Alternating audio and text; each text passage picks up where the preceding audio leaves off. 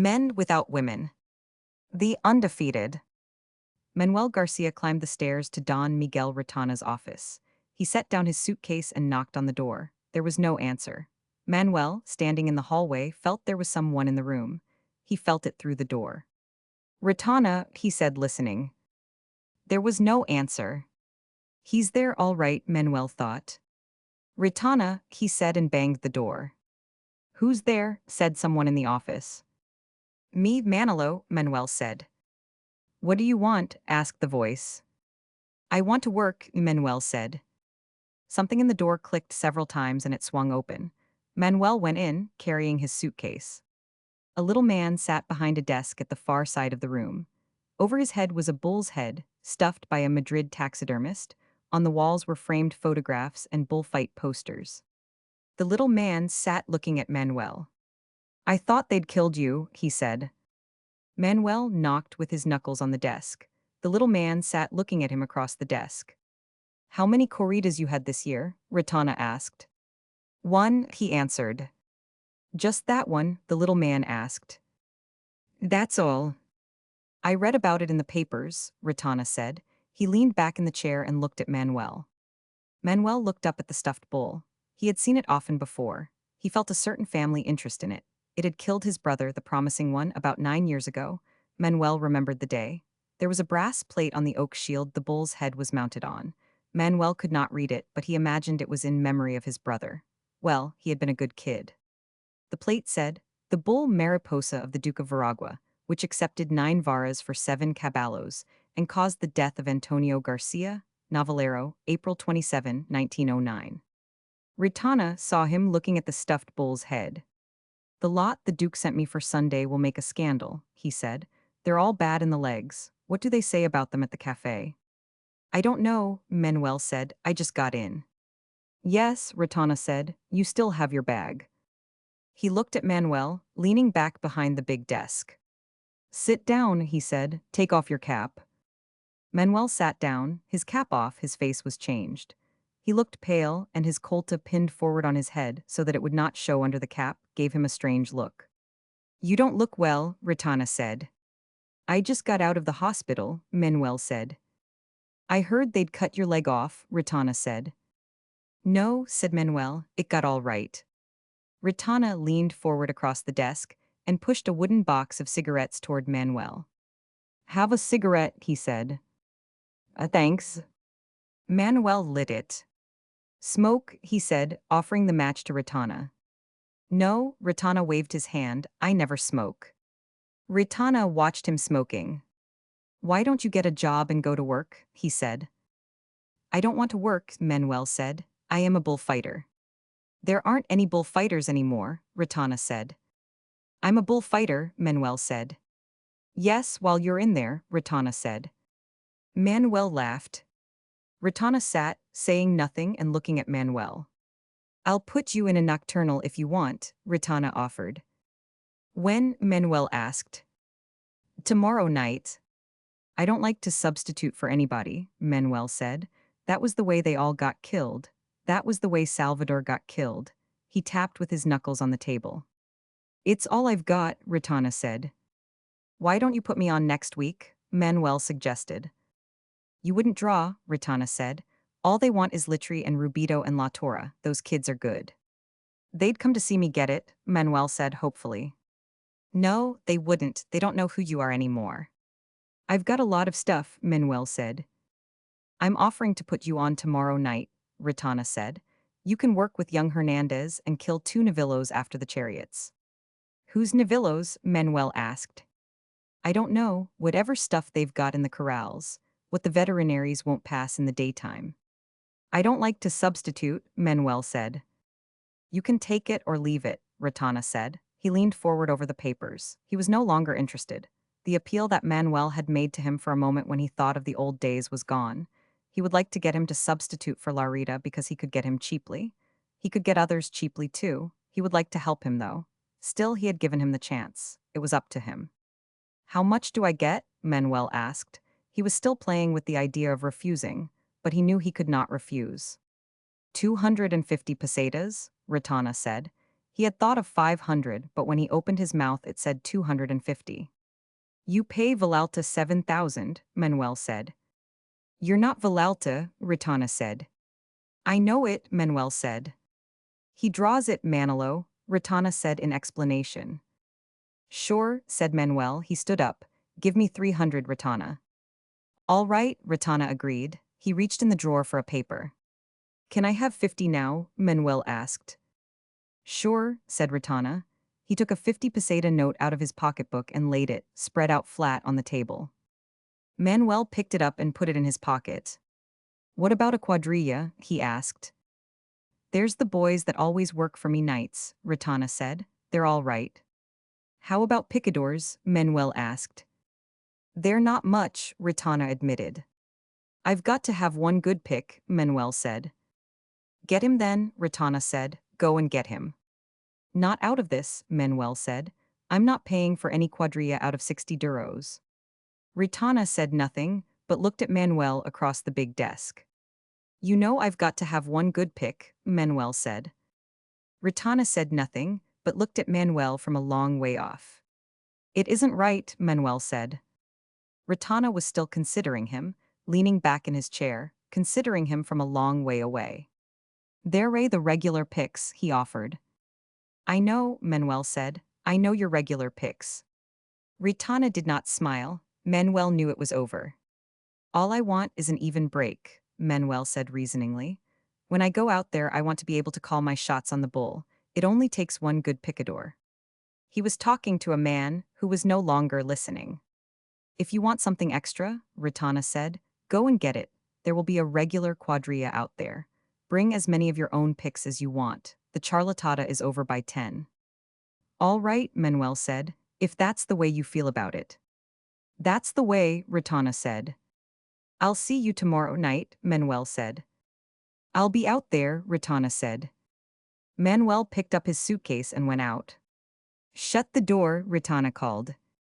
Manuel looked back. Ritana was sitting forward looking at some papers. Manuel pulled the door tight until it clicked. He went down the stairs and out of the door into the hot brightness of the street. It was very hot in the street, and the light on the white buildings was sudden and hard on his eyes. He walked down the shady side of the steep street toward the Puerta del Sol. The shade felt solid and cool as running water. The heat came suddenly as he crossed the intersecting streets.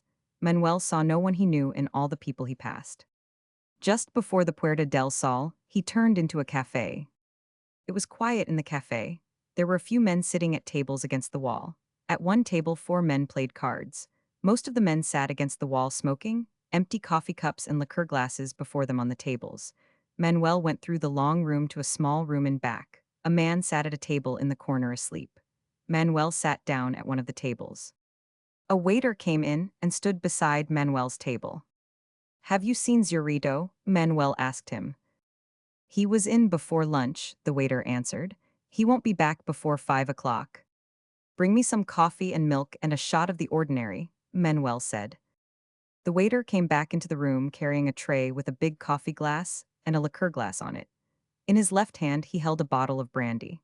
He swung these down to the table, and a boy who had followed him poured coffee and milk into the glass from 2 shiny, spouted pots with long handles. Manuel took off his cap, and the waiter noticed his pigtail pinned forward on his head. He winked at the coffee boy as he poured out the brandy into the little glass beside Manuel's coffee. The coffee boy looked at Manuel's pale face curiously.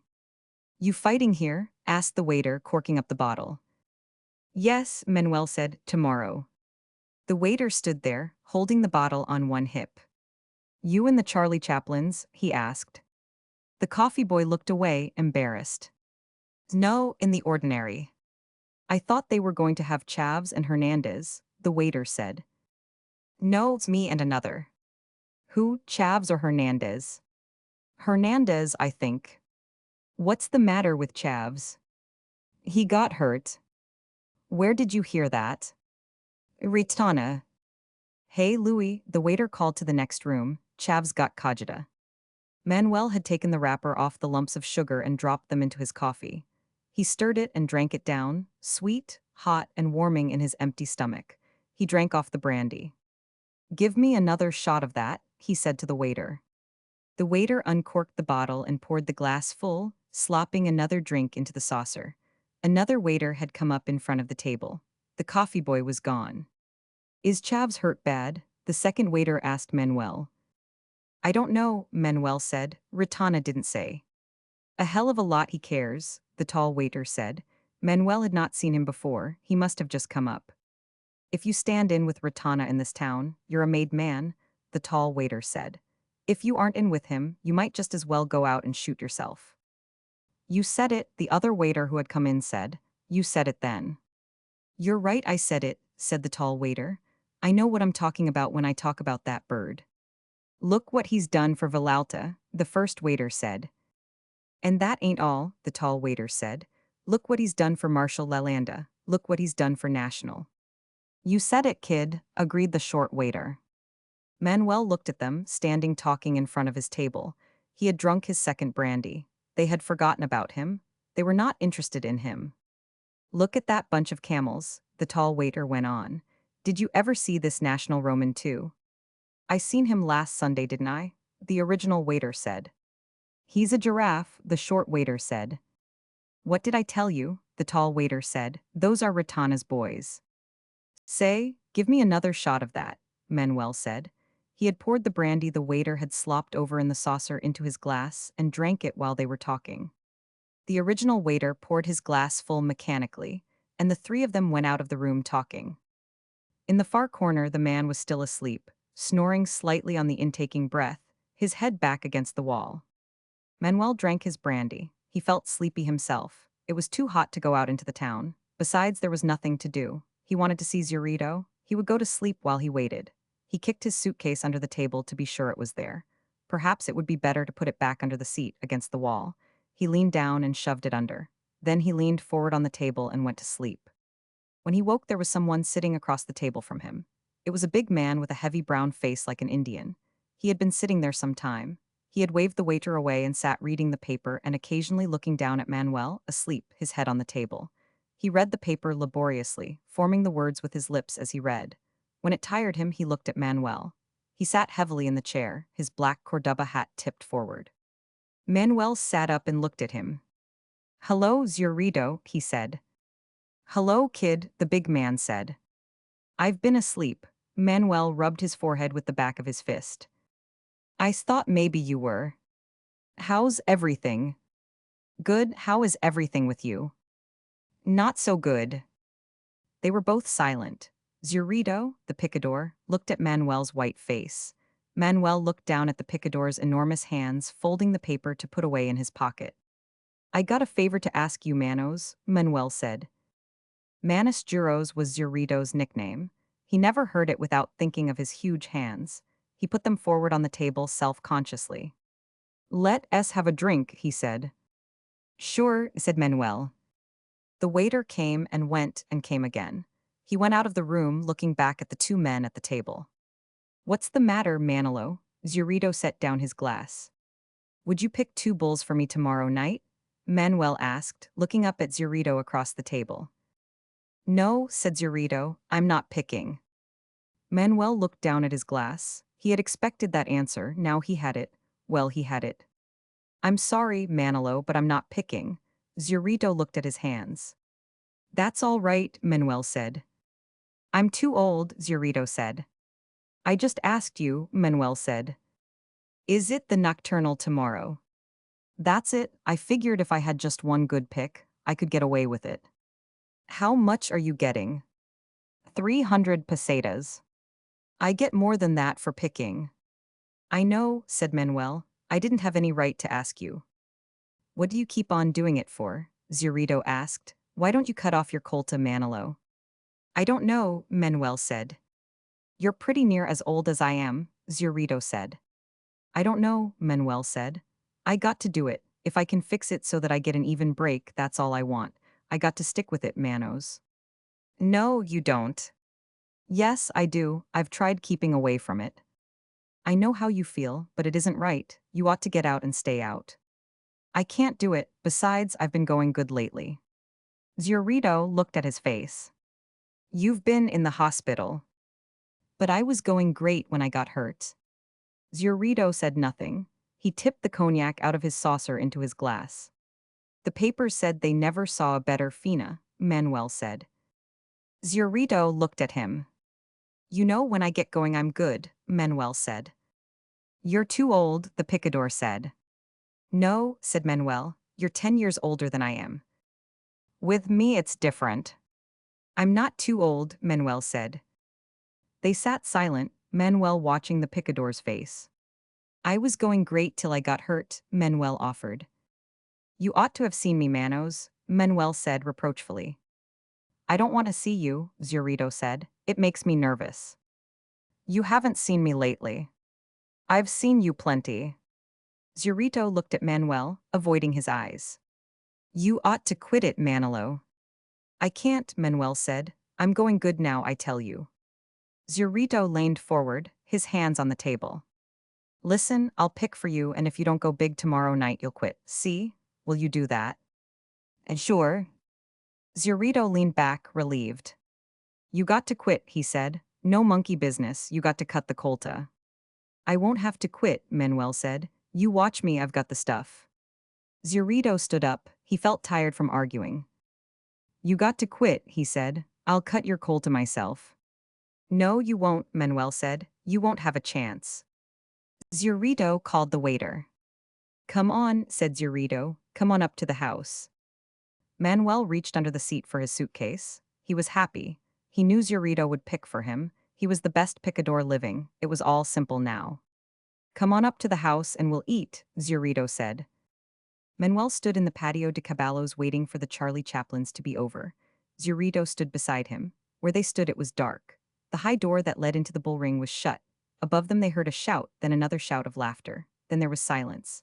Manuel liked the smell of the stables about the patio de caballos. It smelt good in the dark.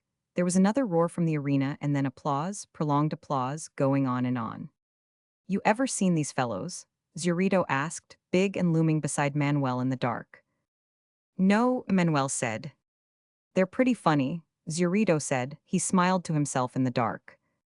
The high, double, tight-fitting door into the bull ring swung open, and Manuel saw the ring in the hard light of the arc lights. The plaza, dark all the way around, rising high.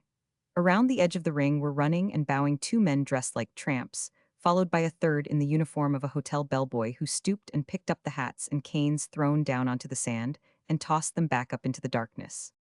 The electric light went on in the patio. I'll climb onto one of those ponies while you collect the kids, Zurito said.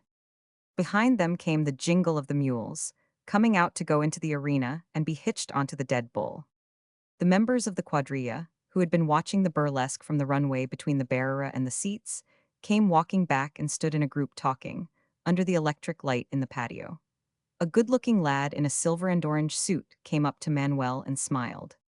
I'm Hernandez, he said and put out his hand. Manuel shook it. They're regular elephants we've got tonight, the boy said cheerfully. They're big ones with horns, Manuel agreed. You drew the worst lot, the boy said. That's all right, Manuel said. The bigger they are, the more meat for the poor. Where did you get that one? Hernandez grinned. That's an old one, Manuel said. You line up your quadrilla so I can see what I've got. You've got some good kids, Hernandez said. He was very cheerful. He had been on twice before in nocturnals and was beginning to get a following in Madrid. He was happy the fight would start in a few minutes. Where are the picks? Manuel asked. They're back in the corrals fighting about who gets the beautiful horses, Hernandez grinned. The mules came through the gate in a rush, the whip snapping, bells jangling, and the young bull plowing a furrow of sand. They formed up for the paseo as soon as the bull had gone through. Manuel and Hernandez stood in front. The youths of the quadrillas were behind, their heavy capes furled over their arms. In back, the four picadors, mounted, holding their steel-tipped push-poles erect in the half-dark of the corral. It's a wonder Ratana wouldn't give us enough light to see the horses by, one picador said. He knows we'll be happier if we don't get too good a look at these skins, another pick answered. This thing I'm on barely keeps me off the ground, the first picador said. Well, they're horses. Sure, they're horses. They talked, sitting their gaunt horses in the dark. Zurito said nothing. He had the only steady horse of the lot. He had tried him, wheeling him in the corrals, and he responded to the bit and the spurs. He had taken the bandage off his right eye and cut the strings where they had tied his ears tight shut at the base. He was a good, solid horse, solid on his legs. That was all he needed. He intended to ride him all through the corrida. He had already, since he had mounted, sitting in the half-dark in the big, quilted saddle, waiting for the paseo, picked through the whole corrida in his mind. The other picadors went on talking on both sides of him. He did not hear them. The two matadors stood together in front of their three peons, their capes furled over their left arms in the same fashion. Manuel was thinking about the three lads in back of him. They were all three madralnos, like Hernandez, boys about 19. One of them, a gypsy, serious, aloof, and dark-faced, he liked the look of. He turned. "What's your name, kid?" he asked the gypsy. "Fuentes," the gypsy said. "That's a good name," Manuel said. The gypsy smiled, showing his teeth. "You take the bull and give him a little run when he comes out," Manuel said. "All right," the gypsy said. His face was serious. He began to think about just what he would do. "Here she goes," Manuel said to Hernandez. "All right, we'll go." Heads up, swinging with the music, their right arms swinging free, they stepped out, crossing the sanded arena under the arc lights, the quadrillas opening out behind, the picadors riding after. Behind came the bullring servants and the jingling mules. The crowd applauded Hernandez as they marched across the arena. Arrogant, swinging, they looked straight ahead as they marched. They bowed before the president, and the procession broke up into its component parts.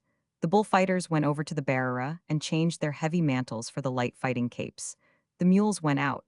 The picadors galloped jerkily around the ring, and two rode out the gate they had come in by. The servants swept the sand smooth. Manuel drank a glass of water poured for him by one of Ratana's deputies, who was acting as his manager and sword handler.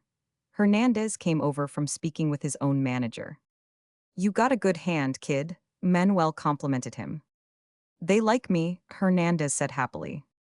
"How did the paseo go?" Manuel asked Ratana's man. "Like a wedding," said the handler. "Fine, you came out like Joselito and Belmont." Zurito rode by, a bulky equestrian statue. He wheeled his horse and faced him toward the toral on the far side of the ring where the bull would come out. It was strange under the arc light. He picked in the hot afternoon sun for big money. He didn't like this arclight business. He wished they would get started. Manuel went up to him. "Pick him, Manos," he said. "Cut him down to size for me." "I'll pick him, kid," Zurito spat on the sand. "I'll make him jump out of the ring." "Lean on him, Manos," Manuel said. "I'll lean on him," Zurito said. "What's holding it up?" "He's coming now," Manuel said. Zurito sat there, his feet in the box stirrups, his great legs in the buckskin-covered armor gripping the horse, the reins in his left hand, the long pick held in his right hand, his broad hat well down over his eyes to shade them from the lights, watching the distant door of the toral. His horse's ears quivered. Zurito patted him with his left hand. The red door of the toral swung back, and for a moment Zurito looked into the empty passageway far across the arena. Then the bull came out in a rush, skidding on his four legs as he came out under the lights, then charging in a gallop, moving softly in a fast gallop, silent except as he woofed through wide nostrils as he charged, glad to be free after the dark pen. In the first row of seats, slightly bored, leaning forward to write on the cement wall in front of his knees, the substitute bullfight critic of El Heraldo scribbled. Campagnaro, Negro, 42, came out at 90 miles an hour with plenty of gas. Manuel, leaning against the barrera, watching the bull, waved his hand and the gypsy ran out, trailing his cape. The bull, in full gallop, pivoted and charged the cape, his head down, his tail rising. The gypsy moved in a zigzag, and as he passed, the bull caught sight of him and abandoned the cape to charge the man. The gyp sprinted and vaulted the red fence of the barrera as the bull struck it with his horns. He tossed into it twice with his horns, banging into the wood blindly. The critic of El Heraldo lit a cigarette and tossed the match at the bull, then wrote in his notebook. Large, and with enough horns to satisfy the cash customers, Campagnaro showed a tendency to cut into the terrain of the bullfighters. Manuel stepped out on the hard sand as the bull banged into the fence. Out of the corner of his eye, he saw Zurito sitting the white horse close to the barrera, about a quarter of the way around the ring to the left. Manuel held the cape close in front of him, a fold in each hand, and shouted at the bull. "Ha ha!" The bull turned, seemed to brace against the fence as he charged in a scramble, driving into the cape as Manuel sidestepped, pivoted on his heels with the charge of the bull, and swung the cape just ahead of the horns. At the end of the swing, he was facing the bull again and held the cape in the same position close in front of his body, and pivoted again as the bull recharged. Each time, as he swung, the crowd shouted. 4 times he swung with the bull, lifting the cape so it billowed full, and each time bringing the bull around to charge again. Then, at the end of the 5th swing, he held the cape against his hip and pivoted, so the cape swung out like a ballet dancer's skirt and wound the bull around himself like a belt, to step clear, leaving the bull facing Zurito on the white horse, come up and, planted firm, the horse facing the bull, its ears forward, its lips nervous, Zurito, his hat over his eyes, leaning forward, the long pole sticking out before and behind in a sharp angle under his right arm, held halfway down, the triangular iron point facing the bull. El Geraldo's second-string critic, drawing on his cigarette, his eyes on the bull, wrote, "The veteran Manolo designed a series of acceptable Veronicas, ending in a very Belmontistic retort that earned applause from the regulars, and we entered the tercio of the cavalry." Zurito sat his horse, measuring the distance between the bull and the end of the pick. As he looked, the bull gathered himself together and charged, his eyes on the horse's chest. As he lowered his head to hook, Zurito sunk the point of the pick in the swelling hump of muscle above the bull's shoulder, leaned all his weight on the shaft, and with his left hand pulled the white horse into the air, front hoofs pawing, and swung him to the right as he pushed the bull under and threw so the horns passed safely under the horse's belly, and the horse came down, quivering, the bull's tail brushing his chest as he charged the cape Hernandez offered him. Hernandez ran sideways, taking the bull out and away with the cape, toward the other picador. He fixed him with a swing of the cape, squarely facing the horse and rider, and stepped back.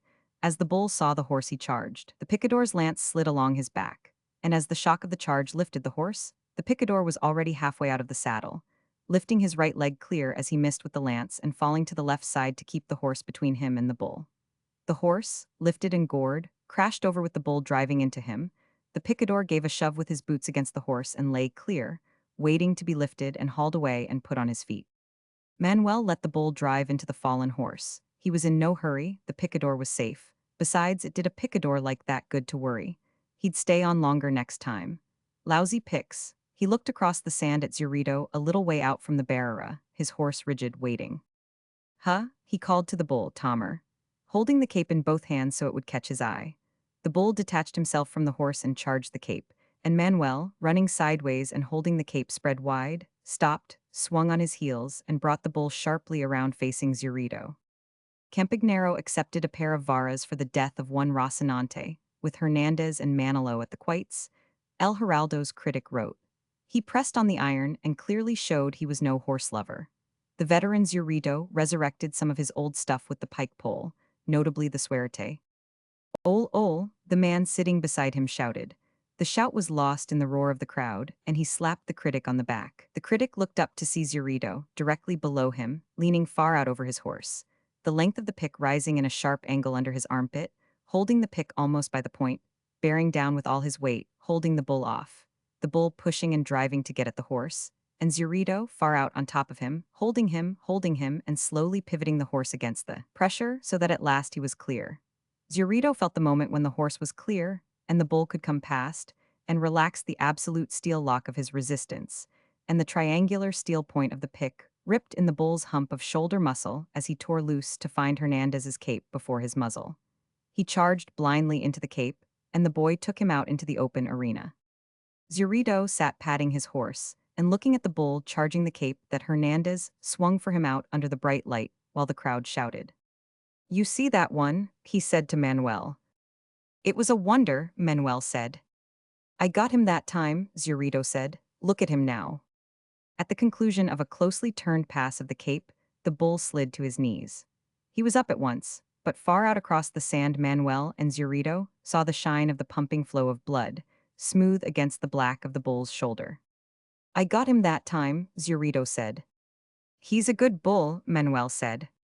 "If they gave me another shot at him, I'd kill him," Zurito said. "They'll change the thirds on us," Manuel said. "Look at him now," Zurito said. "I got to go over there," Manuel said, and started on a run for the other side of the ring, where the Manos were leading a horse out by the bridle toward the bull, whacking him on the legs with rods and all, in a procession, trying to get him toward the bull, who stood, dropping his head, pawing, unable to make up his mind to charge. Zurito, sitting his horse, walking him toward the scene, not missing any detail, scowled.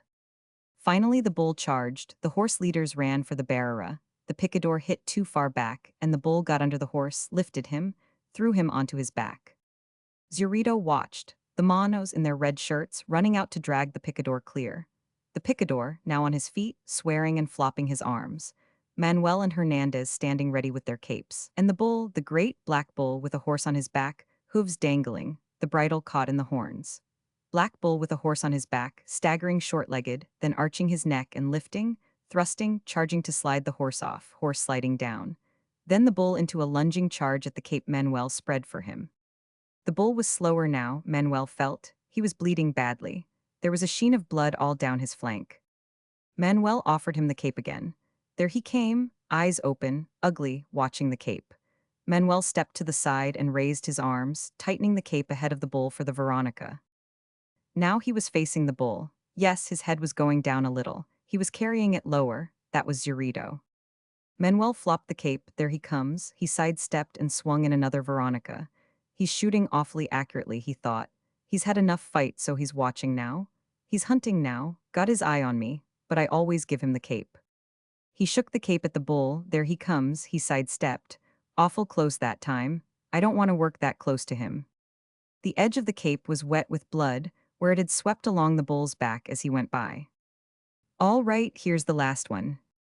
Manuel, facing the bull, having turned with him each charge, offered the cape with his two hands. The bull looked at him. Eyes watching, horns straight forward, the bull looked at him, watching. Huh? Manuel said, Toro? And leaning back, swung the cape forward. Here he comes. He sidestepped, swung the cape in back of him and pivoted so the bull followed a swirl of cape and then was left with nothing, fixed by the pass, dominated by the cape. Manuel swung the cape under his muzzle with one hand to show the bull was fixed and walked away. There was no applause.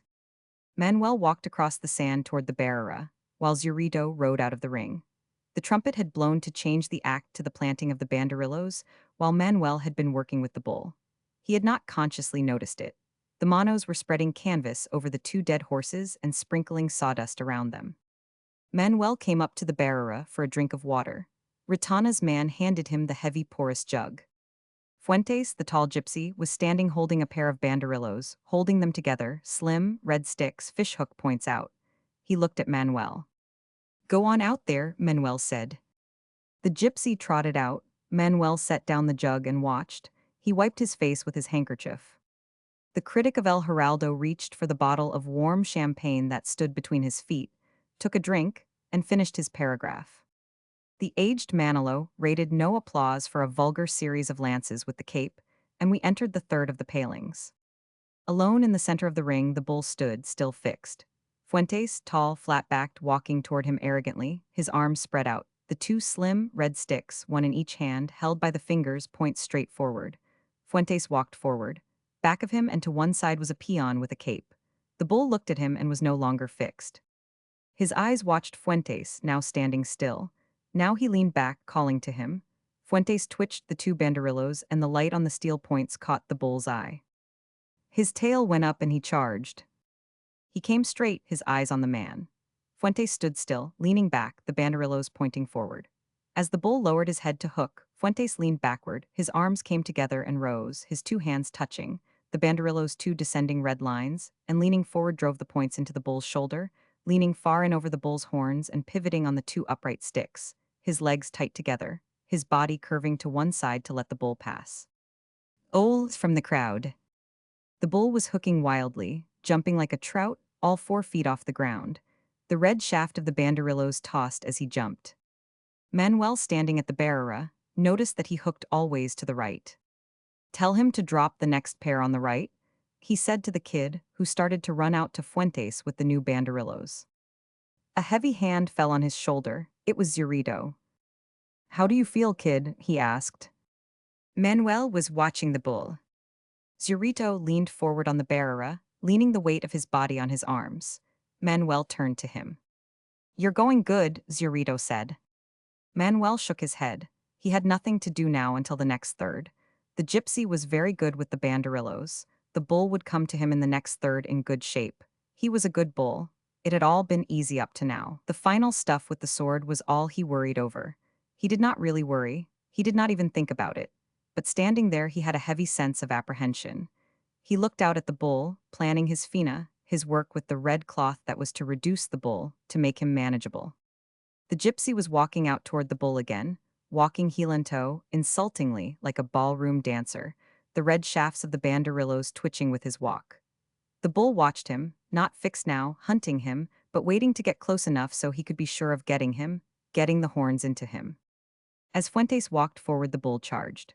Fuentes ran across the quarter of a circle as the bull charged, and as he passed running backward, stopped, swung forward, rose on his toes, arms straight out, and sunk the banderillos straight down into the tight of the big shoulder muscles as the bull missed him. The crowd were wild about it. That kid won't stay in this night stuff long, Ritana's man said to Zurito. He's good, Zurito said. Watch him now. They watched. Fuentes was standing with his back against the barrera. Two of the quadrilla were back of him, with their capes ready to flop over the fence to distract the bull. The bull, with his tongue out, his barrel heaving, was watching the gypsy.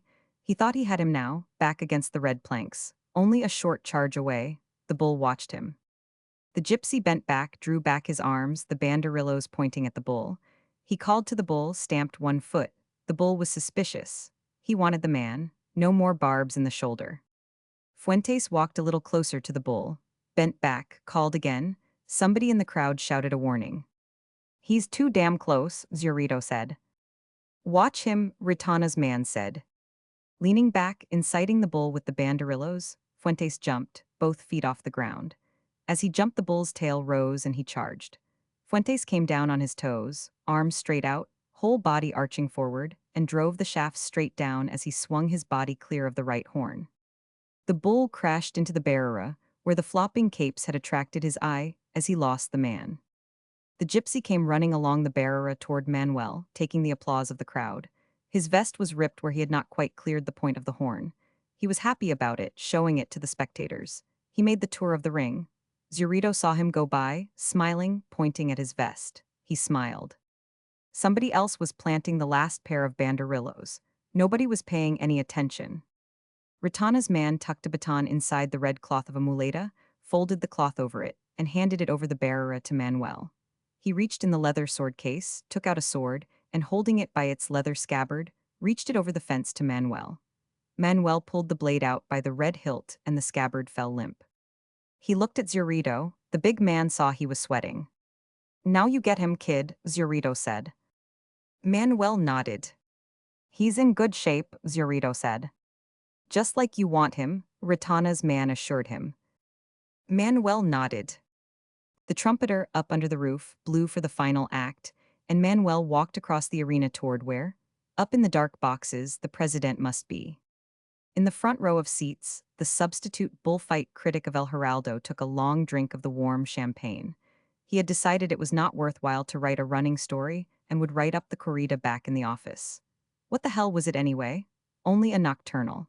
If he missed anything, he would get it out of the morning papers. He took another drink of the champagne.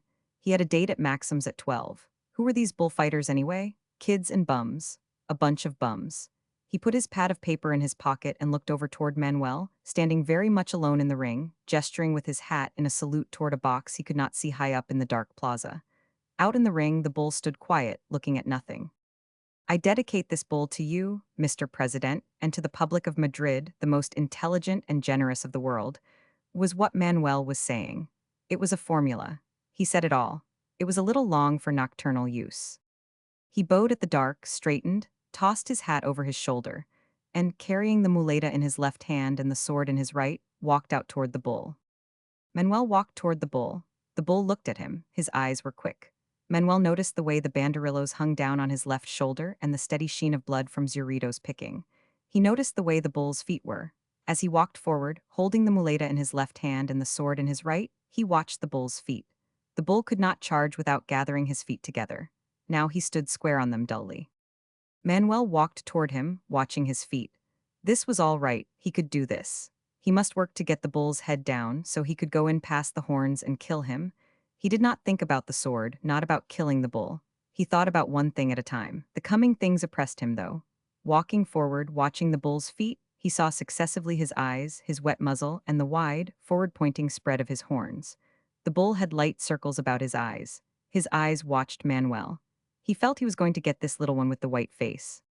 Standing still now and spreading the red cloth of the muleta with the sword, pricking the point into the cloth so that the sword, now held in his left hand, spread the red flannel like the jib of a boat. Manuel noticed the points of the bull's horns. One of them was splintered from banging against the barrera. The other was sharp as a porcupine quill. Manuel noticed while spreading the muleta that the white base of the horn was stained red. While he noticed these things, he did not lose sight of the bull's feet. The bull watched Manuel steadily. He's on the defensive now, Manuel thought. He's reserving himself.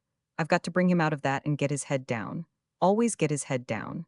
Zurito had his head down once, but he's come back. He'll bleed when I start him going, and that will bring it down. Holding the muleta, with the sword in his left hand widening it in front of him, he called to the bull. The bull looked at him. He leaned back insultingly and shook the widespread flannel. The bull saw the muleta. It was a bright scarlet under the arc light. The bull's legs tightened. Here he comes. Whoosh! Manuel turned as the bull came and raised the muleta so that it passed over the bull's horns and swept down his broad back from head to tail. The bull had gone clean up in the air with the charge. Manuel had not moved. At the end of the pass, the bull turned like a cat coming around a corner and faced Manuel. He was on the offensive again. His heaviness was gone. Manuel noted the fresh blood shining down the black shoulder and dripping down the bull's leg. He drew the sword out of the muleta and held it in his right hand. The muleta held low down in his left hand, leaning toward the left, he called to the bull. The bull's legs tightened, his eyes on the muleta. Here he comes, Manuel thought. Yeah. He swung with the charge, sweeping the muleta ahead of the bull, his feet firm, the sword following the curve, a point of light under the arcs. The bull recharged as the passe natural finished, and Manuel raised the muleta for a passe de pecho. Firmly planted, the bull came by his chest under the raised muleta. Manuel leaned his head back to avoid the clattering banderillo shafts. The hot, black bull body touched his chest as it passed. Too damn close, Manuel thought. Zurito, leaning on the barrera, spoke rapidly to the gypsy, who trotted out toward Manuel with a cape. Zurito pulled his hat down low and looked out across the arena at Manuel. Manuel was facing the bull again, the muleta held low and to the left. The bull's head was down as he watched the muleta. If it was Belmont doing that stuff, they'd go crazy, Ratana's man said. Zurito said nothing. He was watching Manuel out in the center of the arena. Where did the boss dig this fellow up? Ratana's man asked. Out of the hospital, Zurito said. That's where he's going damn quick, Ratana's man said. Zurito turned on him. Knock on that, he said, pointing to the barrera. I was just kidding, man, Ratana's man said. Knock on the wood. Ratana's man leaned forward and knocked 3 times on the barrera. Watch the fina, Zurito said. Out in the center of the ring, under the lights, Manuel was kneeling, facing the bull, and as he raised the muleta in both hands, the bull charged, tail up. Manuel swung his body clear, and, as the bull recharged, brought around the muleta in a half-circle that pulled the bull to his knees. Why, that one's a great bullfighter, Ratana's man said. No, he's not, said Zurito. Manuel stood up and, the muleta in his left hand, the sword in his right, acknowledged the applause from the dark plaza. The bull had humped himself up from his knees and stood waiting, his head hung low. Zurito spoke to 2 of the other lads of the quadrilla, and they ran out to stand back of Manuel with their capes. There were 4 men back of him now. Hernandez had followed him since he first came out with the muleta. Fuente stood watching, his cape held against his body, tall, in repose, watching lazy-eyed. Now the 2 came up. Hernandez motioned them to stand 1 at each side. Manuel stood alone, facing the bull. Manuel waved back the men with the capes. Stepping back cautiously, they saw his face was white and sweating. Didn't they know enough to keep back? Did they want to catch the bull's eye with the capes after he was fixed and ready? He had enough to worry about without that kind of thing. The bull was standing, his 4 feet square, looking at the muleta. Manuel furled the muleta in his left hand. The bull's eyes watched it. His body was heavy on his feet. He carried his head low, but not too low. Manuel lifted the muleta at him. The bull did not move, only his eyes watched. He's all lead, Manuel thought. He's all square. He's framed right, he'll take it. He thought in bullfight terms. Sometimes he had a thought and the particular piece of slang would not come into his mind and he could not realize the thought. His instincts and his knowledge worked automatically, and his brain worked slowly and in words. He knew all about bulls. He did not have to think about them. He just did the right thing. His eyes noted things and his body performed the necessary measures without thought. If he thought about it, he would be gone. Now, facing the bull, he was conscious of many things at the same time. There were the horns, the one splintered, the other smoothly sharp, the need to profile himself toward the left horn, lance himself short and straight, lower the muleta so the bull would follow it, and, going in over the horns, put the sword all the way into a little spot, about as big as a 5 peseta piece straight in back of the neck, between the sharp pitch of the bull's shoulders. He must do all this and must then come out from between the horns. He was conscious he must do all this, but his only thought was in words. Cordo y derecho. Cordo y derecho, he thought, furling the muleta. Short and straight. Cordo y derecho, he drew the sword out of the muleta, profiled on the splintered left horn, dropped the muleta across his body. So his right hand with the sword on the level with his eye made the sign of the cross, and rising on his toes, sighted along the dipping blade of the sword at the spot high up between the bull's shoulders. Cordo y derecho, he lanced himself on the bull. There was a shock and he felt himself go up in the air. He pushed on the sword as he went up and over and it flew out of his hand. He hit the ground and the bull was on him. Manuel, lying on the ground, kicked at the bull's muzzle with his slippered feet. Kicking, the bull after him, missing him in his excitement, bumping him with his head, driving the horns into the sand. Kicking like a man keeping a ball in the air, Manuel kept the bull from getting a clean thrust at him. Manuel felt the wind on his back from the capes flopping at the bull, and then the bull was gone over him in a rush. Dark as his belly went over, not even stepped on. Manuel stood up and picked up the muleta. Fuentes handed him the sword. It was bent where it had struck the shoulder blade. Manuel straightened it on his knee and ran toward the bull, standing now beside one of the dead horses. As he ran, his jacket flopped where it had been ripped under his armpit. "Get him out of there," Manuel shouted to the gypsy. The bull had smelled the blood of the dead horse and ripped into the canvas cover with his horns. He charged Fuentes' cape, with the canvas hanging from his splintered horn, and the crowd laughed. Out in the ring, he tossed his head to rid himself of the canvas. Hernandez, running up from behind him, grabbed the end of the canvas and neatly lifted it off the horn. The bull followed it in a half charge and stopped still. He was on the defensive again. Manuel was walking toward him with the sword and muleta. Manuel swung the muleta before him. The bull would not charge. Manuel profiled toward the bull, sighting along the dipping blade of the sword.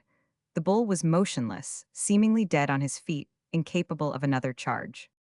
Manuel rose to his toes, sighting along the steel and charged. Again there was the shock and he felt himself being borne back in a rush, to strike hard on the sand. There was no chance of kicking this time. The bull was on top of him. Manuel lay as though dead, his head on his arms, and the bull bumped him. Bumped his back, bumped his face in the sand. He felt the horn go into the sand between his folded arms. The bull hit him in the small of the back. His face drove into the sand. The horn drove through one of his sleeves and the bull ripped it off.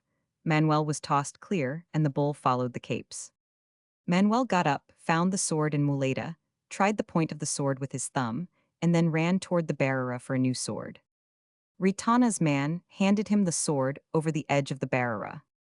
"Wipe off your face," he said. Manuel, running again toward the bull, wiped his bloody face with his handkerchief. He had not seen Zurito. Where was Zurito? The quadrilla had stepped away from the bull and waited with their capes. The bull stood, heavy and dull again after the action. Manuel walked toward him with the muleta. He stopped and shook it. The bull did not respond. He passed it right and left and right before the bull's muzzle. The bull's eyes watched it and turned with the swing, but he would not charge. He was waiting for Manuel. Manuel was worried. There was nothing to do but go in. Cordo y derecho. He profiled close to the bull, crossed the muleta in front of his body and charged. As he pushed in the sword, he jerked his body to the left to clear the horn.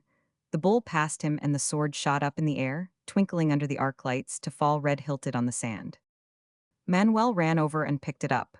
It was bent and he straightened it over his knee. As he came running toward the bull, fixed again now, he passed Hernandez standing with his cape. "He's all bone," the boy said encouragingly. Manuel nodded, wiping his face. He put the bloody handkerchief in his pocket. There was the bull. He was close to the bearer now. Damn him. Maybe he was all bone. Maybe there was not any place for the sword to go in. The hell there was, he'd show them. He tried a pass with the muleta, and the bull did not move. Manuel chopped the muleta back and forth in front of the bull, nothing doing. He furled the muleta, drew the sword out, profiled and drove in on the bull. He felt the sword buckle as he shoved it in, leaning his weight on it, and then it shot high in the air, end-over ending into the crowd. Manuel had jerked clear as the sword jumped. The first cushions thrown down out of the dark missed him. Then one hit him in the face, his bloody face looking toward the crowd. They were coming down fast, spotting the sand. Somebody threw an empty champagne bottle from close range. It hit Manuel on the foot. He stood there watching the dark where the things were coming from. Then something whished through the air and struck by him. Manuel leaned over and picked it up. It was his sword. He straightened it over his knee and gestured with it to the crowd. "Thank you," he said, "thank you." "Oh, the dirty bastards, dirty bastards. Oh, the lousy, dirty bastards." He kicked into a cushion as he ran. There was the bull, the same as ever. "All right, you dirty, lousy bastard." Manuel passed the muleta, in front of the bull's black muzzle. "Nothing doing." "You whoa, all right." He stepped close and jammed the sharp peak of the muleta into the bull's damp muzzle. The bull was on him as he jumped back, and as he tripped on a cushion he felt the horn go into him, into his side. He grabbed the horn with his 2 hands and rode backward, holding tight onto the place. The bull tossed him and he was clear. He lay still. It was all right, the bull was gone. He got up coughing and feeling broken and gone. "The dirty bastards." "Give me the sword," he shouted. "Give me the stuff." Fuentes came up with the muleta and the sword. Hernandez put his arm around him. "Go on to the infirmary, man," he said. "Don't be a damn fool." "Get away from me," Manuel said. "Get to hell away from me." He twisted free. Hernandez shrugged his shoulders. Manuel ran toward the bull. There was the bull standing, heavy, firmly planted. "All right, you bastard." Manuel drew the sword out of the muleta, sighted with the same movement, and flung himself onto the bull. He felt the sword go in all the way, right up to the guard. 4 fingers and his thumb into the bull. The blood was hot on his knuckles, and he was on top of the bull. The bull lurched with him as he lay on, and seemed to sink. Then he was standing clear. He looked at the bull going down slowly over on his side, then suddenly 4 feet in the air. Then he gestured at the crowd, his hand warm from the bull blood. "All right, you bastards." He wanted to say something, but he started to cough. It was hot and choking. He looked down for the muleta. He must go over and salute the president. President hell? He was sitting down looking at something. It was the bull, his 4 feet up, thick tongue out, things crawling around on his belly and under his legs. Crawling where the hair was thin. Dead bull, to hell with the bull, to hell with them all. He started to get to his feet and commenced to cough. He sat down again, coughing. Somebody came and pushed him up. They carried him across the ring to the infirmary, running with him across the sand, standing blocked at the gate as the mules came in, then around under the dark passageway, men grunting as they took him up the stairway, and then laid him down. The doctor and 2 men in white were waiting for him. They laid him out on the table. They were cutting away his shirt. Manuel felt tired. His whole chest felt scalding inside. He started to cough and they held something to his mouth. Everybody was very busy. There was an electric light in his eyes. He shut his eyes. He heard someone coming very heavily up the stairs. Then he did not hear it. Then he heard a noise far off. That was the crowd. Well, somebody would have to kill his other bull. They had cut away all his shirt. The doctor smiled at him. There was Ritana. "Hello, Ritana," Manuel said. He could not hear his voice. Ritana smiled at him and said something. Manuel could not hear it. Zurito stood beside the table, bending over where the doctor was working. He was in his picador clothes without his hat. Zurito said something to him. Manuel could not hear it. Zurito was speaking to Ritana. One of the men in white smiled and handed Ritana a pair of scissors. Ritana gave them to Zurito. Zurito said something to Manuel. He could not hear it. To hell with this operating table. He'd been on plenty of operating tables before. He was not going to die. There would be a priest if he was going to die. Zurito was saying something to him, holding up the scissors. That was it. They were going to cut off his colta. They were going to cut off his pigtail. Manuel sat up on the operating table. The doctor stepped back, angry. Someone grabbed him and held him. "You couldn't do a thing like that, Manos," he said. He heard suddenly, clearly, Zurito's voice. "That's all right," Zurito said. "I won't do it, I was joking." "I was going good," Manuel said. "I didn't have any luck, that was all." Manuel lay back, they had put something over his face. It was all familiar, he inhaled deeply. He felt very tired. He was very, very tired. They took the thing away from his face. I was going good, Manuel said weakly. I was going great. Ritana looked at Zurito and started for the door. I'll stay here with him, Zurito said. Ritana shrugged his shoulders. Manuel opened his eyes and looked at Zurito. Wasn't I going good, Manos? He asked for confirmation. Sure, said Zurito, you were going great. The doctor's assistant put the cone over Manuel's face and he inhaled deeply. Zurito stood awkwardly, watching. In another country. In the fall the war was always there, but we did not go to it anymore. It was cold in the fall in Milan, and the dark came very early. Then the electric lights came on, and it was pleasant along the streets looking in the windows. There was much game hanging outside the shops, and the snow powdered in the fur of the foxes and the wind blew their tails. The deer hung stiff and heavy and empty, and small birds blew in the wind, and the wind turned their feathers. It was a cold fall, and the wind came down from the mountains. We were all at the hospital every afternoon, and there were different ways of walking across the town through the dusk to the hospital. Two of the ways were alongside canals, but they were long. Always, though, you crossed a bridge across a canal to enter the hospital. There was a choice of 3 bridges. On one of them a woman sold roasted chestnuts. It was warm, standing in front of her charcoal fire, and the chestnuts were warm afterward in your pocket. The hospital was very old and very beautiful, and you entered through a gate and walked across a courtyard and out a gate on the other side. There were usually funerals starting from the courtyard. Beyond the old hospital were the new brick pavilions, and there, we met every afternoon and were all very polite and interested in what was the matter, and sat in the machines that were to make so much difference. The doctor came up to the machine where I was sitting and said, "What did you like best to do before the war? Did you practice a sport?" I said, "Yes, football." "Good," he said. "You will be able to play football again better than ever." My knee did not bend and the leg dropped straight from the knee to the ankle without a calf, and the machine was to bend the knee and make it move as in riding a tricycle. But it did not bend yet, and instead the machine lurched when it came to the bending part. The doctor said, "That will all pass. You are a fortunate young man. You will play football again like a champion." In the next machine was a major who had a little hand like a baby's. He winked at me when the doctor examined his hand, which was between 2 leather straps that bounced up and down and flapped the stiff fingers, and said, "And will I too play football, Captain Doctor?" He had been a very great fencer, and before the war the greatest fencer in Italy. The doctor went to his office in a back room and brought a photograph which showed a hand that had been withered almost as small as the major's, before it had taken a machine course, and after was a little larger. The major held the photograph with his good hand and looked at it very carefully. "A wound?" he asked. "An industrial accident," the doctor said. Very interesting," the major said and handed it back to the doctor. "You have confidence." "No," said the major.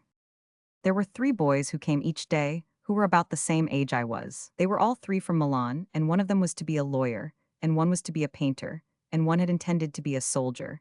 And after we were finished with the machines, sometimes we walked back together to the Café Cova, which was next door to the Scala. We walked the short way through the communist quarter because we were 4 together. The people hated us because we were officers, and from a wine shop someone would call out, "Abbasso Glai officially," as we passed. Another boy who walked with us sometimes, and made us 5 wore a black silk handkerchief across his face, because he had no nose then, and his face was to be rebuilt. He had gone out to the front from the military academy, and been wounded within an hour after he had gone into the front line for the first time. They rebuilt his face, but he came from a very old family, and they could never get the nose exactly right. He went to South America and worked in a bank. But this was a long time ago, and then we did not any of us know how it was going to be afterward. We only knew then that there was always the war, but that we were not going to it anymore. We all had the same medals, except the boy with the black silk bandage across his face, and he had not been at the front long enough to get any medals. The tall boy with a very pale face who was to be a lawyer had been a lieutenant of Arditi, and had 3 medals of the sort we each had only one of. He had lived a very long time with death and was a little detached. We were all a little detached, and there was nothing that held us together except that we met every afternoon at the hospital. Although, as we walked to the cova through the tough part of town, walking in the dark, with light and singing coming out of the wine shops, and sometimes having to walk into the street when the men and women would crowd together on the sidewalk, so that we would have had to jostle them to get by. We felt held together by there being something that had happened that they, the people who disliked us, did not understand. We ourselves all understood the cova, where it was rich and warm and not too brightly lighted, and noisy and smoky at certain hours, and there were always girls at the tables and the illustrated papers on a rack on the wall. The girls at the cova were very patriotic, and I found that the most patriotic people in Italy were the cafe girls, and I believe they are still patriotic. The boys at first were very polite about my medals and asked me what I had done to get them. I showed them the papers, which were written in very beautiful language and full of fratelanza and abnegazione, but which really said, with the adjectives removed, that I had been given the medals because I was an American. After that, their manner changed a little toward me, although I was their friend against outsiders. I was a friend, but I was never really one of them after they had read the citations, because it had been different with them, and they had done very different things to get their medals. I had been wounded, it was true, but we all knew that being wounded, after all, was really an accident. I was never ashamed of the ribbons, though, and sometimes, after the cocktail hour, I would imagine myself having done all the things they had done to get their medals. But walking home at night through the empty streets with the cold wind and all the shops closed, trying to keep near the street lights, I knew that I would never have done such things, and I was very much afraid to die, and often lay in bed at night by myself, afraid to die and wondering how I would be when I went back to the front again. The three with the medals were like hunting hawks, and I was not a hawk, although I might seem a hawk to those who had never hunted. They, the three, knew better, and so we drifted apart. But I stayed good friends with the boy who had been wounded his first day at the front, because he would never know now how he would have turned out. So he could never be accepted either, and I liked him because I thought perhaps he would not have turned out to be a hawk either. The major, who had been the great fencer, did not believe in bravery, and spent much time while we sat in the machines correcting my grammar. He had complimented me on how I spoke Italian, and we talked together very easily. One day I had said that Italian seemed such an easy language to me that I could not take a great interest in it. Everything was so easy to say. Ah, yes, the major said. Why then, do you not take up the use of grammar? So we took up the use of grammar, and soon Italian was such a difficult language that I was afraid to talk to him until I had the grammar straight in my mind. The major came very regularly to the hospital. I do not think he ever missed a day, although I am sure he did not believe in the machines. There was a time when none of us believed in the machines, and one day the major said it was all nonsense. The machines were new then, and it was we who were to prove them. It was an idiotic idea, he said. A theory like another. I had not learned my grammar, and he said I was a stupid, impossible disgrace, and he was a fool to have bothered with me. He was a small man, and he sat straight up in his chair with his right hand thrust into the machine and looked straight ahead at the wall while the straps thumped up and down with his fingers in them. What will you do when the war is over if it is over? He asked me. Speak grammatically. I will go to the States. Are you married? No, but I hope to be. The more of a fool you are, he said. He seemed very angry. A man must not marry. Why, Signor Magyar? Don't call me Signor Magyar. Why must not a man marry? He cannot marry, he said angrily. If he is to lose everything, he should not place himself in a position to lose that. He should not place himself in a position to lose. He should find things he cannot lose. He spoke very angrily and bitterly, and looked straight ahead while he talked. But why should he necessarily lose it? He'll lose it, the major said. He was looking at the wall. Then he looked down at the machine and jerked his little hand out from between the straps and slapped it hard against his thigh. He'll lose it, he almost shouted. Don't argue with me. Then he called to the attendant who ran the machines. Come and turn this damn thing off. He went back into the other room for the light treatment and the massage. Then I heard him ask the doctor if he might use his telephone, and he shut the door. When he came back into the room, I was sitting in another machine. He was wearing his cape and had his cap on, and he came directly toward my machine and put his arm on my shoulder. I am so sorry, he said, and patted me on the shoulder with his good hand. I would not be rude. My wife has just died. You must forgive me. Oh, I said, feeling sick for him. I am so sorry. He stood there biting his lower lip. It is very difficult, he said. I cannot resign myself. He looked straight past me and out through the window. Then he began to cry. I am utterly unable to resign myself, he said and choked. And then crying, his head up looking at nothing, carrying himself straight and soldierly, with tears on both his cheeks and biting his lips, he walked past the machines and out the door. The doctor told me that the major's wife, who was very young and whom he had not married until he was definitely invalided out of the war, had died of pneumonia. She had been sick only a few days. No one expected her to die. The major did not come to the hospital for 3 days. Then he came at the usual hour, wearing a black band on the sleeve of his uniform. When he came back, there were large framed photographs around the wall of all sorts of wounds before and after they had been cured by the machines.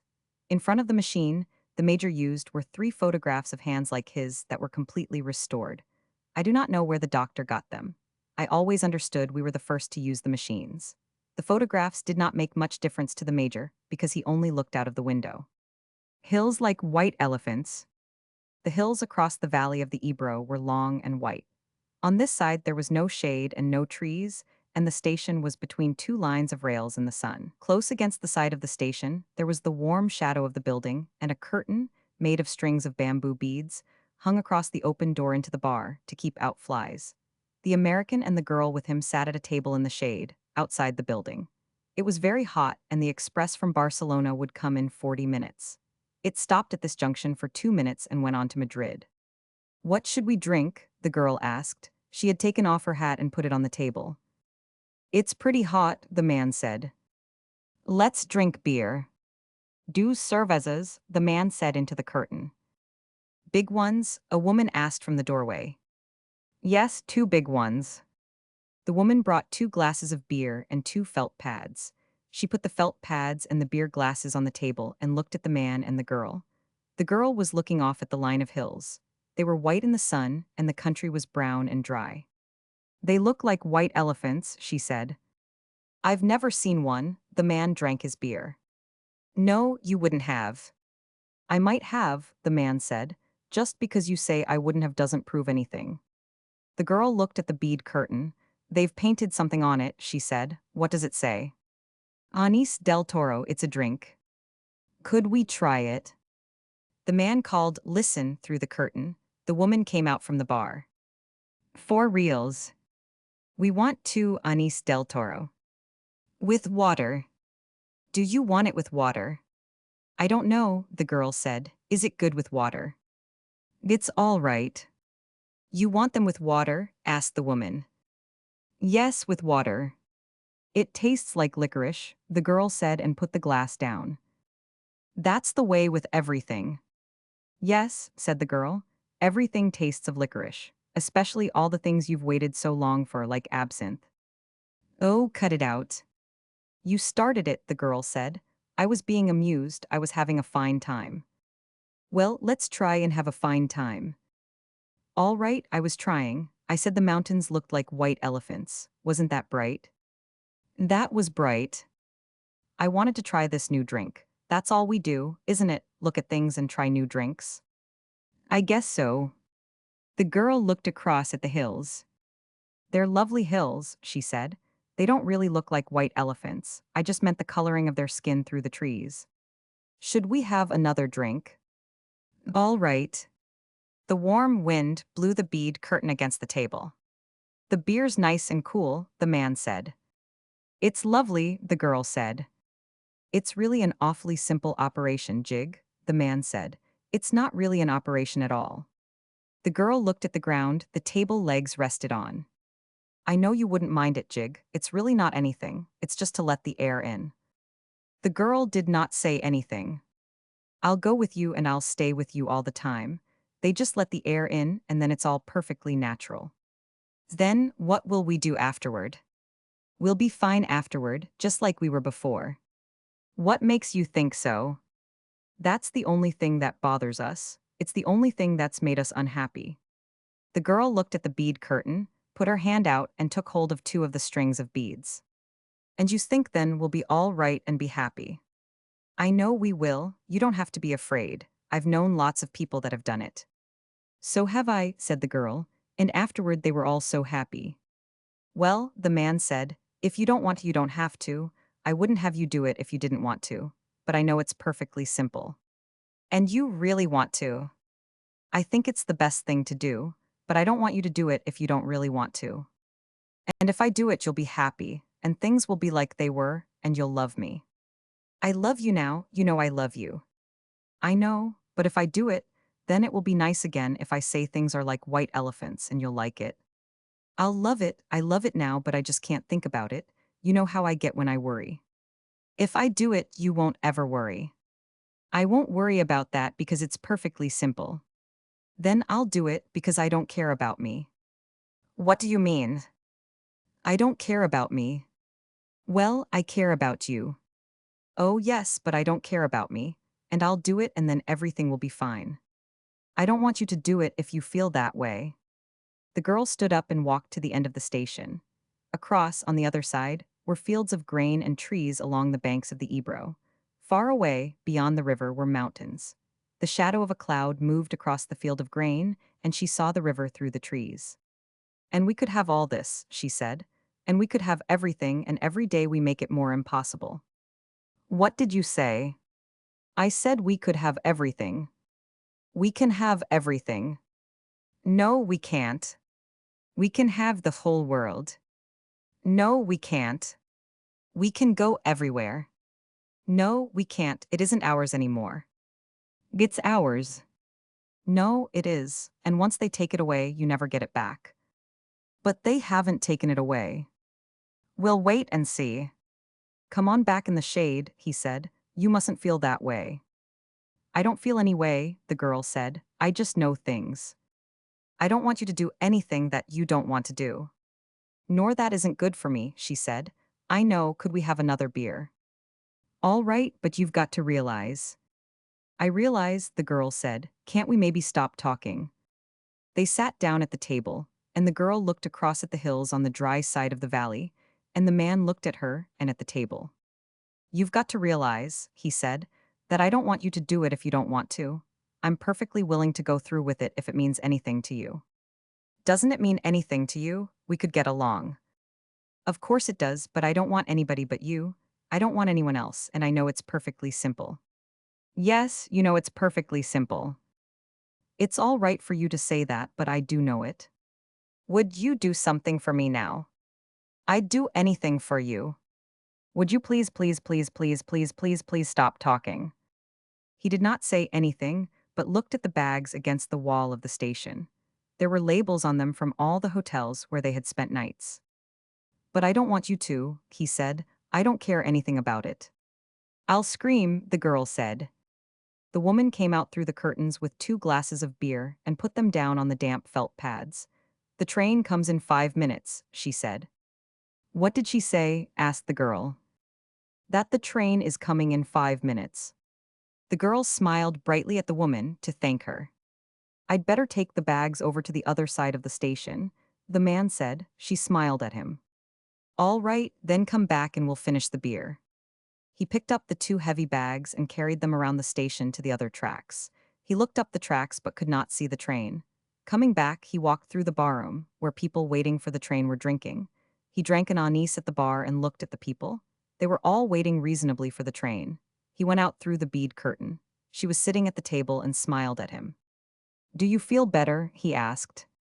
I feel fine, she said. There's nothing wrong with me, I feel fine. The killers. The door of Henry's lunchroom opened and 2 men came in. They sat down at the counter. What's yours? George asked them. I don't know, one of the men said. What do you want to eat, Al? I don't know, said Al. I don't know what I want to eat. Outside it was getting dark. The street light came on outside the window. The 2 men at the counter read the menu. From the other end of the counter, Nick Adams watched them. He had been talking to George when they came in. I'll have a roast pork tenderloin with apple sauce and mashed potatoes, the first man said.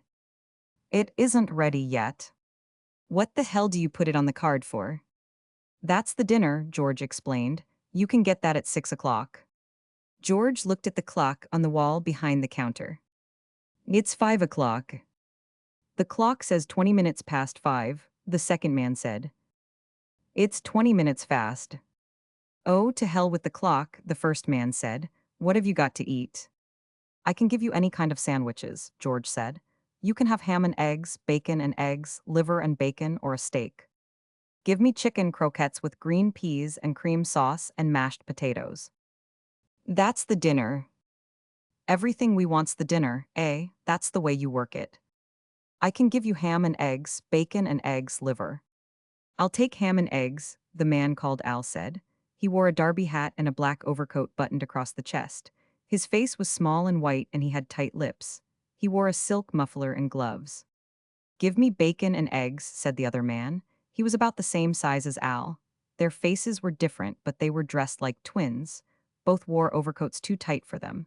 They sat leaning forward, their elbows on the counter. Got anything to drink? Al asked. Silver beer, bevo, ginger ale, George said. I mean, you got anything to drink? Just those, I said. This is a hot town, said the other. What do they call it?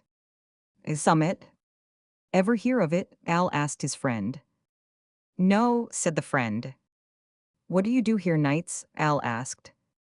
They eat the dinner, his friend said. They all come here and eat the big dinner. That's right, George said. So you think that's right? Al asked George. And sure. You're a pretty bright boy, aren't you? Sure, said George. Well, you're not, said the other little man. Is he, Al? He's dumb, said Al. He turned to Nick. What's your name? Adams. Another bright boy, Al said. Ain't he a bright boy, Max? The town's full of bright boys, Max said. George put the two platters, one of ham and eggs, the other of bacon and eggs, on the counter. He set down two side dishes of fried potatoes and closed the wicket into the kitchen. Which is yours? He asked Al. Don't you remember? Ham and eggs. Just a bright boy, Max said. He leaned forward and took the ham and eggs. Both men ate with their gloves on. George watched them eat. What are you looking at? Max looked at George. Nothing. The hell you were looking at me. Maybe the boy meant it for a joke, Max, Al said. George laughed. You don't have to laugh, Max said to him. You don't have to laugh at all, see? All right, said George. So he thinks it's all right. Max turned to Al. He thinks it's all right, that's a good one. Oh, he's a thinker, Al said. They went on eating. What's the bright boy's name down the counter? Al asked Max. Hey, bright boy, Max said to Nick. You go around on the other side of the counter with your boyfriend. What's the idea? Nick asked. There isn't any idea. You better go around, bright boy, Al said. Nick went around behind the counter. What's the idea? George asked. None of your damn business, Al said. Who's out in the kitchen? The nigger. What do you mean the nigger? The nigger that cooks. Tell him to come in. What's the idea? Tell him to come in. Where do you think you are? We know damn well where we are, the man called Max said. Do we look silly? You talk silly, Al said to him. What the hell do you argue with this kid for? Listen, he said to George, tell the nigger to come out here. What are you going to do to him? Nothing, use your head, bright boy. What would we do to a nigger? George opened the slit that opened back into the kitchen. Sam, he called, come in here a minute. The door to the kitchen opened and the nigger came in. What was it? He asked. The two men at the counter took a look at him. All right, nigger, you stand right there, Al said. Sam, the nigger, standing in his apron, looked at the two men sitting at the counter. Yes, sir, he said. Al got down from his stool. I'm going back to the kitchen with the nigger and bright boy, he said. Go on back to the kitchen, nigger. You go with him, bright boy. The little man walked after Nick and Sam, the cook, back into the kitchen. The door shut after them. The man called Max sat at the counter opposite George. He didn't look at George but looked in the mirror that ran along back of the counter. Henry's had been made over from a saloon into a lunch counter. Well, bright boy, Max said, looking into the mirror, why don't you say something? What's it all about? Hey, Al, Max called. Bright boy wants to know what it's all about. Why don't you tell him? Al's voice came from the kitchen. What do you think it's all about? I don't know. What do you think? Max looked into the mirror all the time he was talking. I wouldn't say. Hey, Al, bright boy says he wouldn't say what he thinks it's all about. I can hear you, all right, Al said from the kitchen. He had propped open the slit that dishes passed through into the kitchen with a catsup bottle. Listen, bright boy, he said from the kitchen to George. Stand a little further along the bar. You move a little to the left, Max. He was like a photographer arranging for a group picture. Talk to me, bright boy, Max said. What do you think's going to happen? George did not say anything. I'll tell you, Max said. We're going to kill a Swede. Do you know a big Swede named Ole Andresen? Yes. He comes here to eat every night, don't he? Sometimes he comes here. He comes here at 6 o'clock, don't he? If he comes. We know all that, bright boy, Max said. Talk about something else. Ever go to the movies? Once in a while. You ought to go to the movies more. The movies are fine for a bright boy like you. What are you going to kill Ole Andresen for? What did he ever do to you? He never had a chance to do anything to us. He never even seen us. And he's only going to see us once, Al said from the kitchen. What are you going to kill him for then? George asked. We're killing him for a friend, just to oblige a friend, bright boy. Shut up, said Al from the kitchen. You talk too goddamn much. Well, I got to keep bright boy amused, don't I, bright boy? You talk too damn much, Al said. The nigger and my bright boy are amused by themselves. I got them tied up like a couple of girl friends in the convent. I suppose you were in a convent? You never know. You were in a kosher convent, that's where you were. George looked up at the clock. If anybody comes in, you tell them the cook is off, and if they keep after it, you tell them you'll go back and cook yourself. Do you get that, bright boy?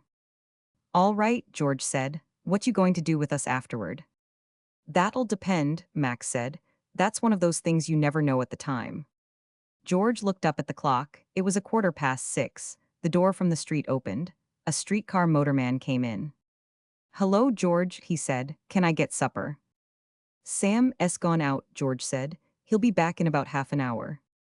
I'd better go up the street, the motorman said. George looked at the clock. It was 20 minutes past 6. That was nice, bright boy, Max said. You're a regular little gentleman. He knew I'd blow his head off, Al said from the kitchen. No, said Max. It ain't that. Bright boy is nice. He's a nice boy. I like him. At 6:55, George said, he's not coming. Two other people had been in the lunchroom. Once George had gone out to the kitchen and made a ham and egg sandwich, to go, that a man wanted to take with him. Inside the kitchen he saw Al, his derby hat tipped back, sitting on a stool beside the wicket with the muzzle of a sawed-off shotgun resting on the ledge. Nick and the cook were back to back in the corner, a towel tied in each of their mouths. George had cooked the sandwich, wrapped it up in oiled paper, put it in a bag, brought it in, and the man had paid for it and gone out.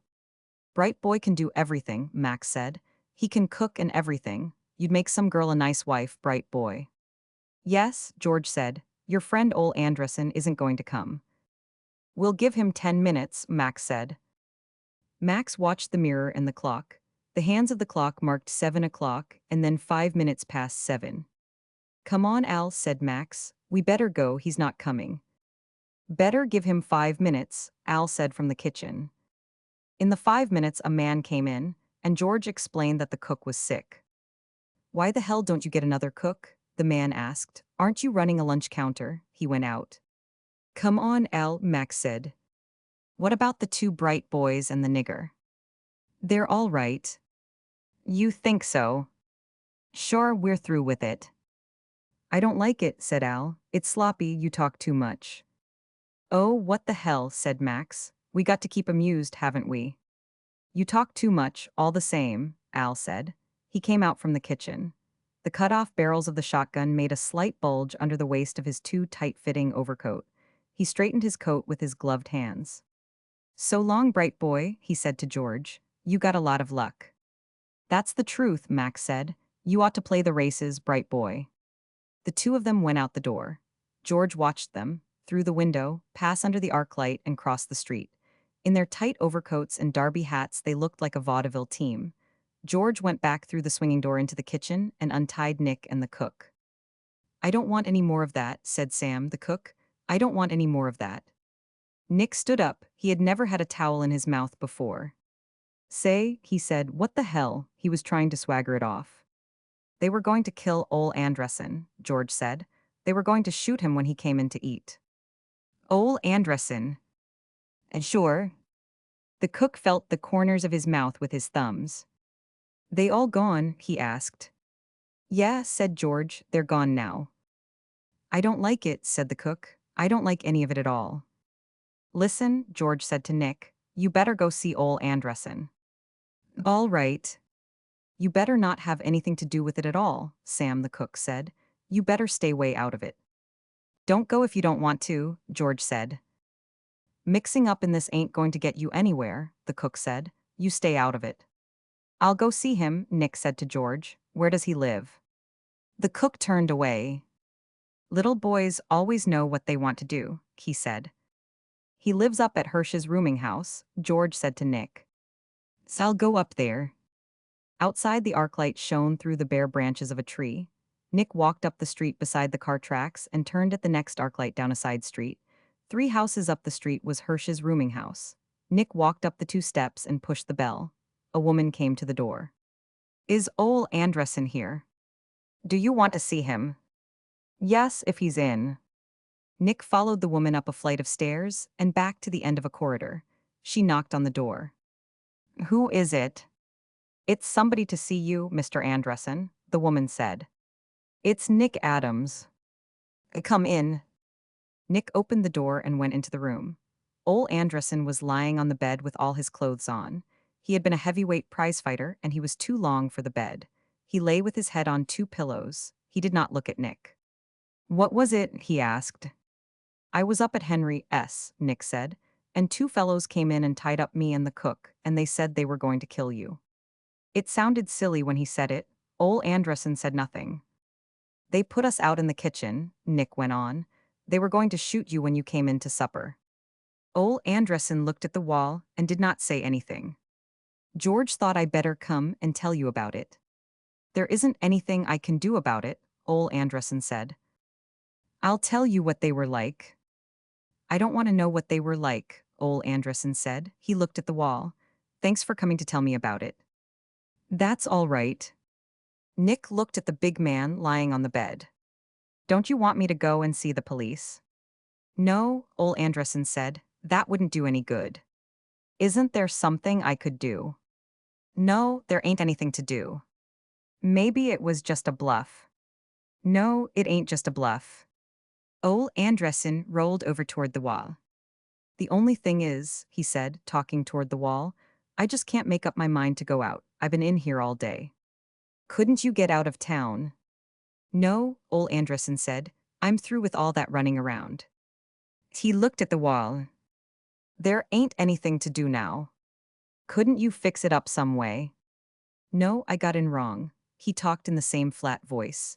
There ain't anything to do. After a while I'll make up my mind to go out. I better go back and see George, Nick said. So long, said Ole Andressen. He did not look toward Nick. Thanks for coming around. Nick went out. As he shut the door he saw Ole Andressen with all his clothes on, lying on the bed looking at the wall.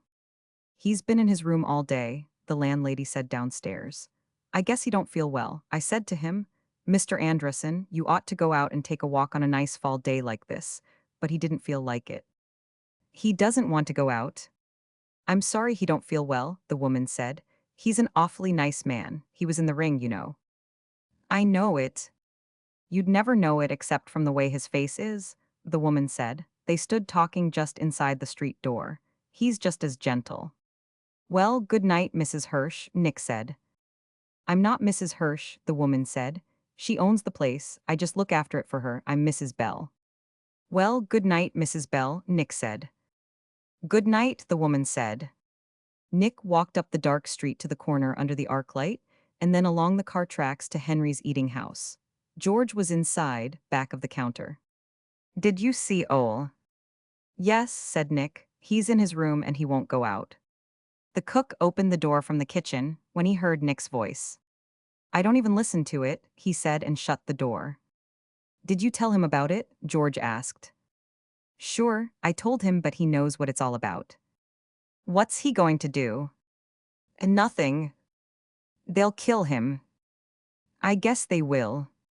He must have got mixed up in something in Chicago. I guess so, said Nick. It's a hell of a thing. It's an awful thing, Nick said. They did not say anything. George reached down for a towel and wiped the counter. I wonder what he did, Nick said. Double-crossed somebody, that's what they kill them for. I'm going to get out of this town, Nick said. Yes, said George, that's a good thing to do.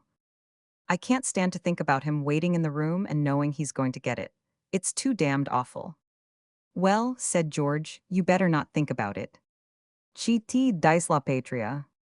The road of the pass was hard and smooth, and not yet dusty in the early morning. Below were the hills with oak and chestnut trees, and far away below was the sea. On the other side were snowy mountains. We came down from the pass through wooded country. There were bags of charcoal piled beside the road, and through the trees we saw charcoal burners' huts. It was Sunday, and the road, rising and falling, but always dropping away from the altitude of the pass, went through the scrub woods and through villages. Outside the villages there were fields with vines. The fields were brown and the vines coarse and thick. The houses were white, and in the streets the men, in their Sunday clothes, were playing bowls. Against the walls of some of the houses there were pear trees, their branches candelabrated against the white walls. The pear trees had been sprayed, and the walls of the houses were stained a metallic blue-green by the spray vapor. There were small clearings around the villages where the vines grew, and then the woods. In a village, 20 kilometers above Spezia, there was a crowd in the square, and a young man carrying a suitcase came up to the car and asked us to take him into Spezia. There are only 2 places and they are occupied, I said. We had an old Ford coupe. I will ride on the outside. You will be uncomfortable. That makes nothing, I must go to Spezia. Should we take him? I asked Guy. He seems to be going anyway, Guy said. The young man handed in a parcel through the window. Look after this, he said. 2 men tied his suitcase on the back of the car, above our suitcases. He shook hands with everyone, explained that to a fascist and a man as used to traveling as himself, there was no discomfort, and climbed up on the running board on the left-hand side of the car, holding on inside, his right arm through the open window. You can start, he said. The crowd waved. He waved with his free hand. What did he say? Guy asked me. That we could start. Isn't he nice? Guy said. The road followed a river. Across the river were mountains. The sun was taking the frost out of the grass. It was bright and cold, and the air came cold through the open windshield. How do you think he likes it out there? Guy was looking up the road. His view out of his side of the car was blocked by our guest. The young man projected from the side of the car like the figurehead of a ship. He had turned his coat collar up and pulled his hat down, and his nose looked cold in the wind. Maybe he'll get enough of it, Guy said. That's the side our bum tire S on. Oh, he'd leave us if we blew out, I said. He wouldn't get his traveling clothes dirty. Well, I don't mind him, Guy said, except the way he leans out on the turns. The woods were gone, the road had left the river to climb, the radiator was boiling. The young man looked annoyedly and suspiciously at the steam and rusty water. The engine was grinding, with both Guy's feet on the first speed pedal, up and up, back and forth and up, and finally out. Level, the grinding stopped, and in the new quiet there was a great churning bubbling in the radiator. We were at the top of the last range above Spezia and the sea. The road descended with short, barely rounded turns. Our guest hung out on the turns and nearly pulled the top-heavy car over. You can't tell him not to, I said to Guy. It's his sense of self-preservation. The great Italian sense. The greatest Italian sense. We came down around curves through deep dust, the dust powdering the olive trees. Spezia spread below along the sea. The road flattened outside the town. Our guest put his head in the window. I want to stop. Stop it, I said to Guy. We slowed up at the side of the road. The young man got down, went to the back of the car, and untied the suitcase. I stop here so you won't get into trouble carrying passengers, he said. My package. I handed him the package. He reached in his pocket. How much do I owe you? Nothing. Why not? I don't know, I said. Then thanks, the young man said, not thank you, or thank you very much, or thank you 1,000 times, all of which you formerly said in Italy to a man when he handed you a timetable or explained about a direction. The young man uttered the lowest form of the word thanks and looked after us suspiciously as Guy started the car. I waved my hand at him. He was too dignified to reply. We went on into Spezia. That's a young man that will go a long way in Italy, I said to Guy. Well, said Guy, he went 20 kilometers with us. A meal in Spezia. We came into Spezia looking for a place to eat. The street was wide and the houses high and yellow. We followed the tram track into the center of town. On the walls of the houses were stenciled eye-bugging portraits of Mussolini, with hand-painted vivas, the double V in black paint with drippings of paint down the wall. Side streets went down to the harbor. It was bright and the people were all out for Sunday. The stone paving had been sprinkled and there were damp stretches in the dust. We went close to the curb to avoid a tram. "Let's eat somewhere simple," Guy said. We stopped opposite two restaurant signs. We were standing across the street and I was buying the papers. The two restaurants were side by side. A woman standing in the doorway of one smiled at us and we crossed the street and went in. It was dark inside and at the back of the room, three girls were sitting at a table with an old woman. Across from us, at another table, sat a sailor. He sat there neither eating nor drinking. Further back, a young man in a blue suit was writing at a table. His hair was pomaded and shining, and he was very smartly dressed and clean-cut looking.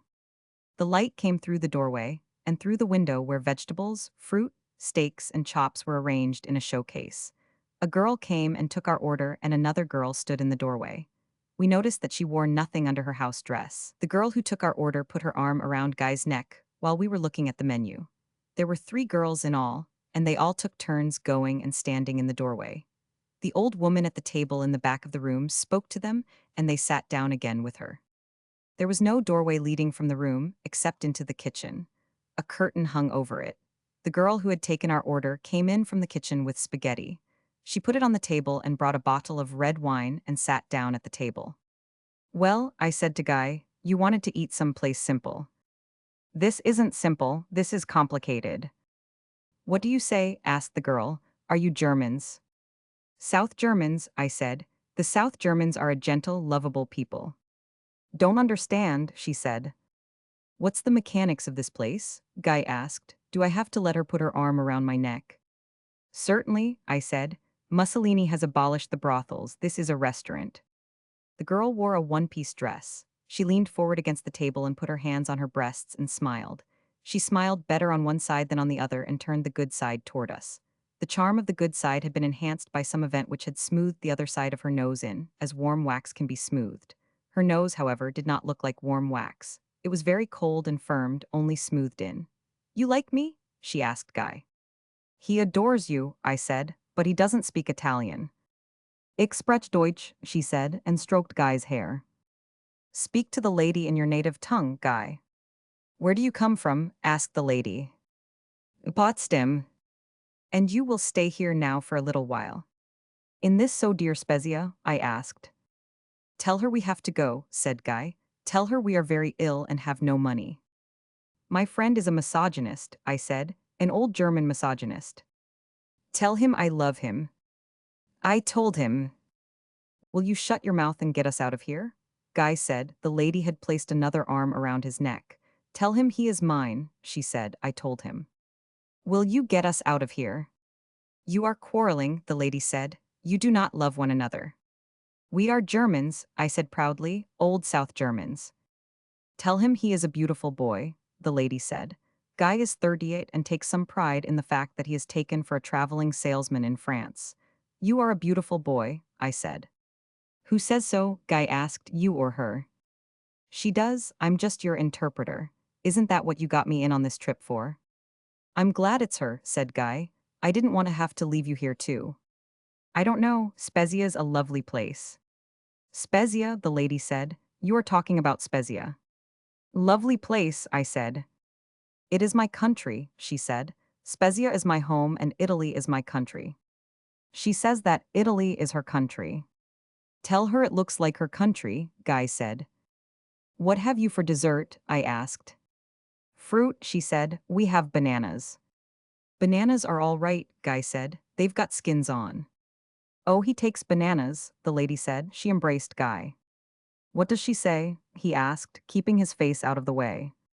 "She is pleased because you take bananas." "Tell her I don't take bananas." "The signor does not take bananas." "Ah," said the lady, crestfallen, "he doesn't take bananas." "Tell her I take a cold bath every morning," Guy said. "The signor takes a cold bath every morning." "No understand," the lady said. Across from us, the property sailor had not moved. No one in the place paid any attention to him. "We want the bill," I said. "Oh no, you must stay." "Listen," the clean-cut young man said from the table where he was writing. "Let them go. These two are worth nothing." The lady took my hand. "You won't stay, you won't ask him to stay." "We have to go," I said. "We have to get to Pisa, or if possible, Firenze tonight.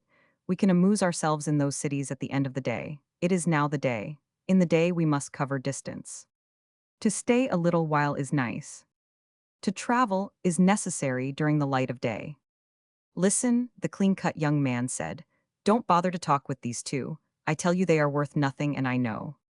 "Bring us the bill," I said. She brought the bill from the old woman and went back and sat at the table.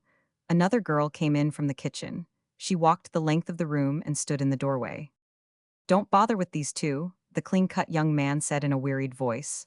"Come and eat, they are worth nothing." We paid the bill and stood up. All the girls, the old woman, and the clean-cut young man sat down at table together. The property sailor sat with his head in his hands. No one had spoken to him all the time we were at lunch. The girl brought us our change that the old woman counted out for her and went back to her place at the table. We left a tip on the table and went out. When we were seated in the car ready to start, the girl came out and stood in the door. We started and I waved to her. She did not wave, but stood there looking after us.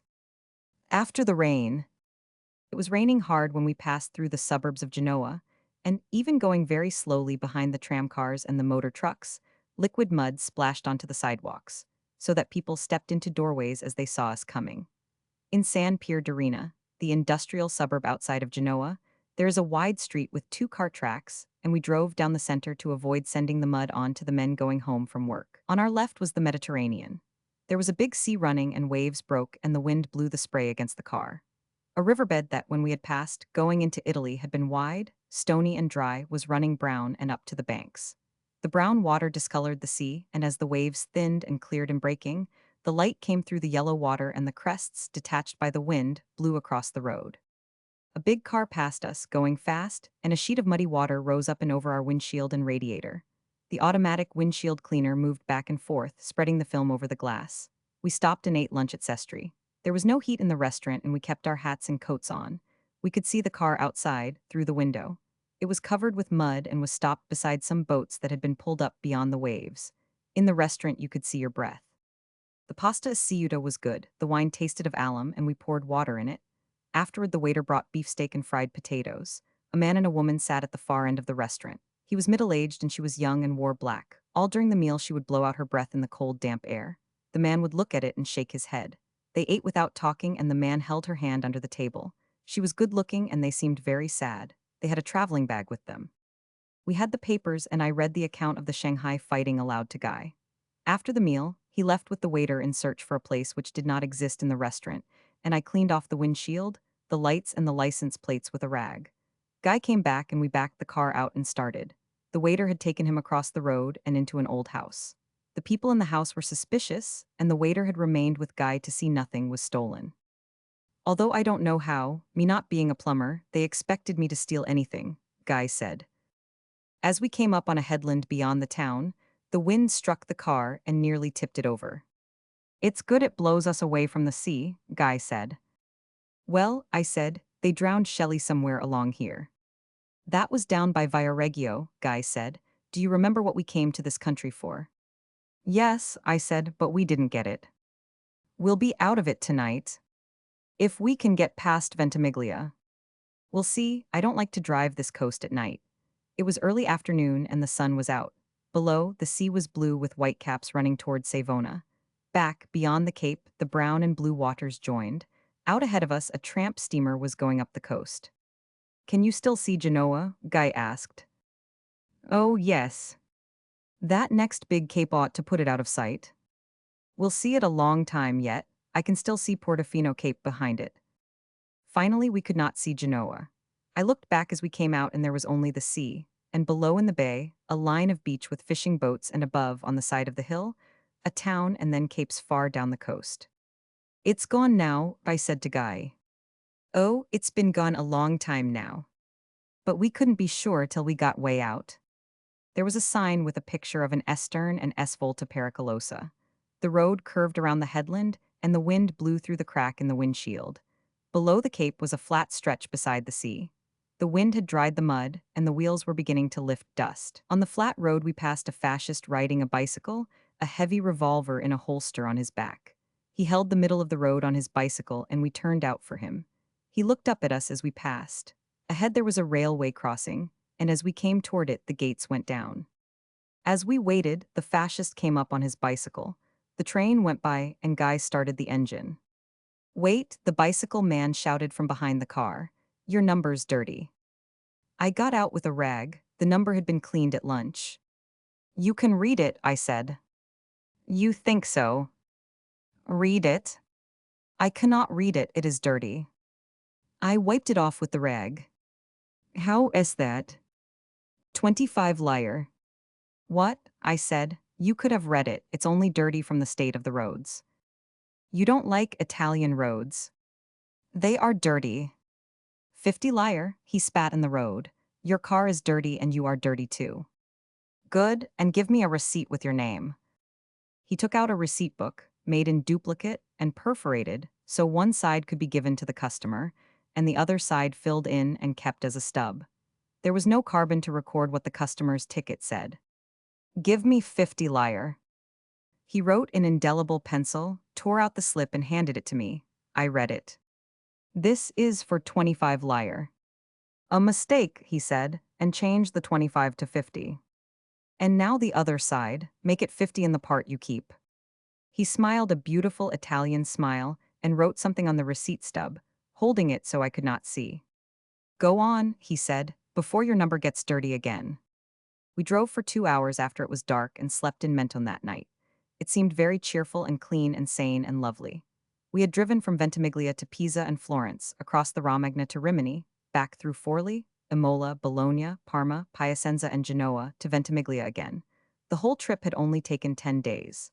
Naturally, in such a short trip, we had no opportunity to see how things were with the country or the people. 50 grand. "How are you going yourself, Jack?" I asked him. "You seen this, Walcott?" he says. "Just in the gym." "Well," Jack says, "I'm going to need a lot of luck with that boy." "He can't hit you, Jack," Soldier said. "I wish to hell he couldn't." "He couldn't hit you with a handful of birdshot." "Birdshot be all right," Jack says. "I wouldn't mind birdshot any." "He looks easy to hit," I said. "Sure," Jack says. "He ain't going to last long. He ain't going to last like you and me, Jerry. But right now he's got everything." "You'll left-hand him to death." "Maybe," Jack says. "Sure, I got a chance to." "Handle him like you handled Kid Lewis." "Kid Lewis," Jack said, "that kike."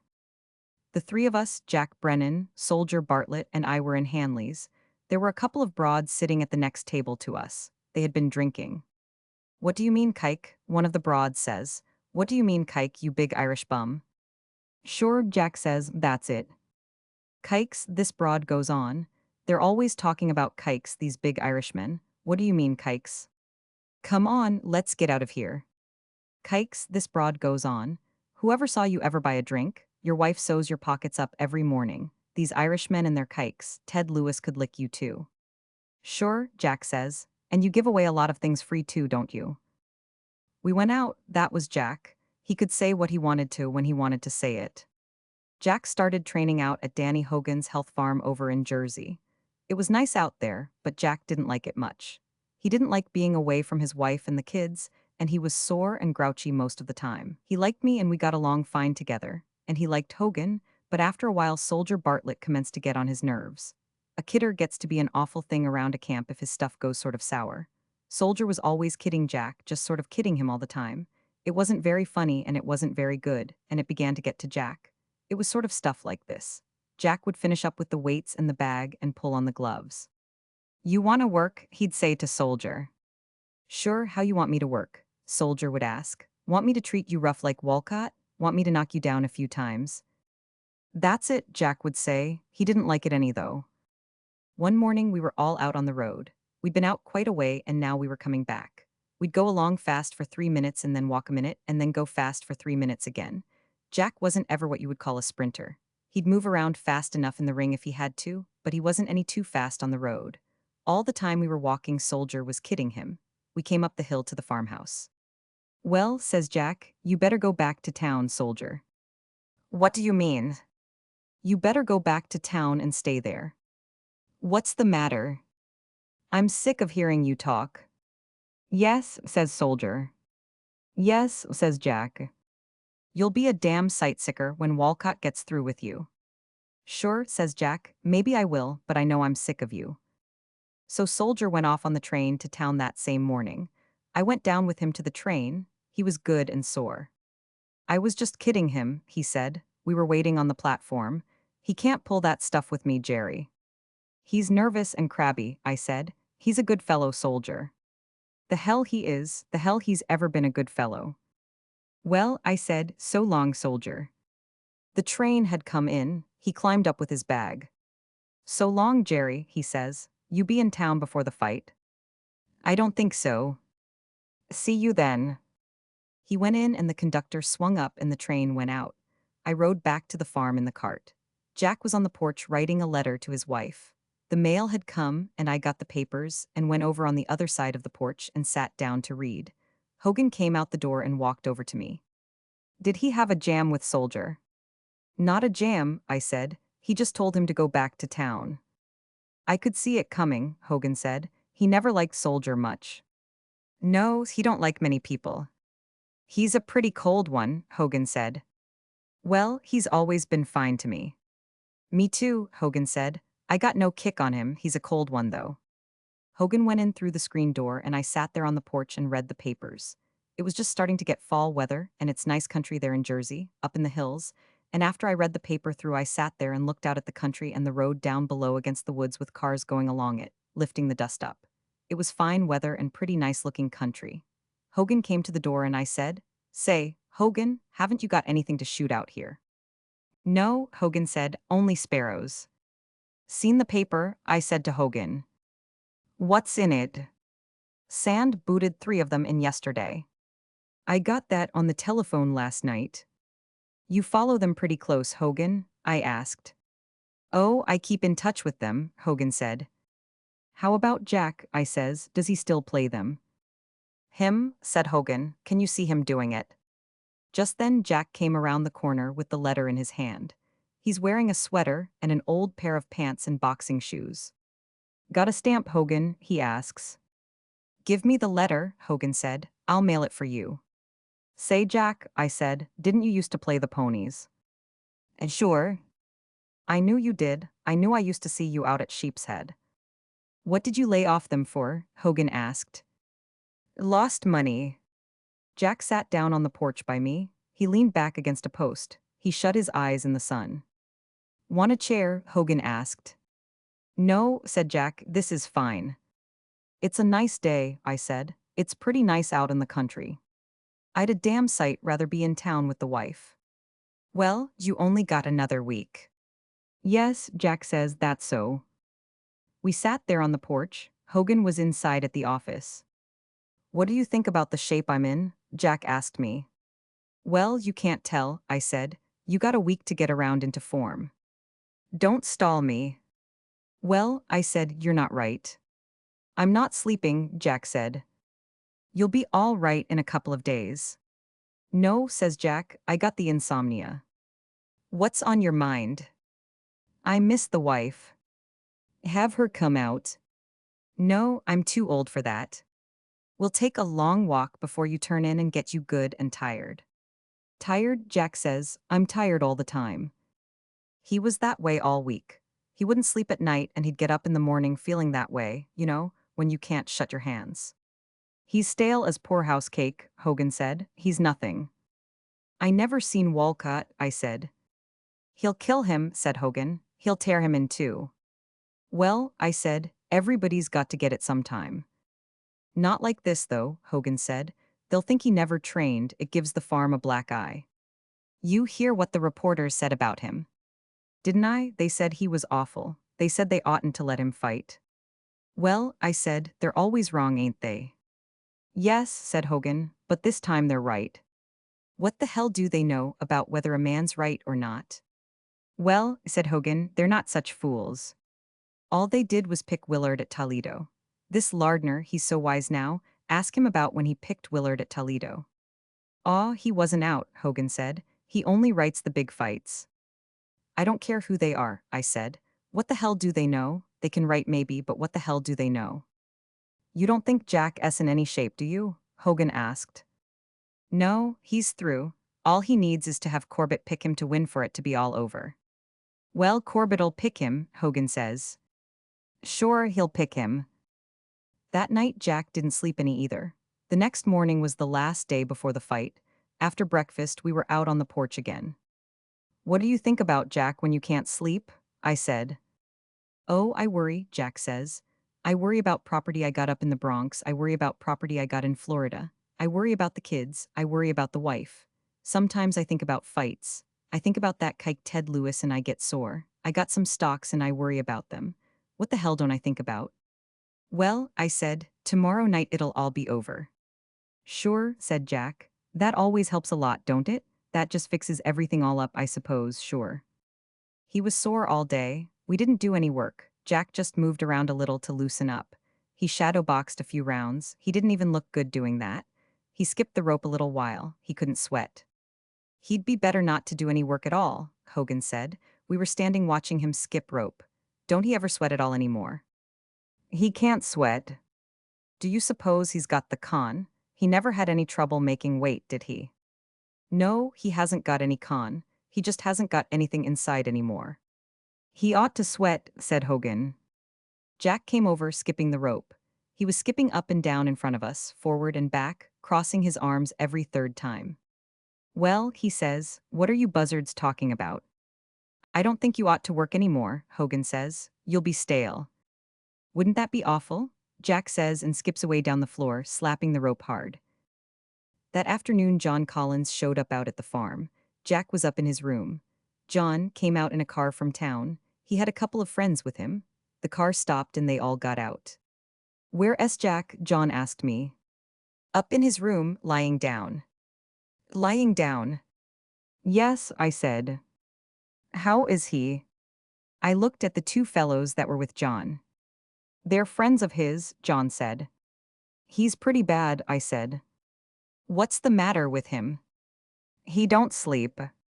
Hell, said John, that Irishman could never sleep. He isn't right, I said.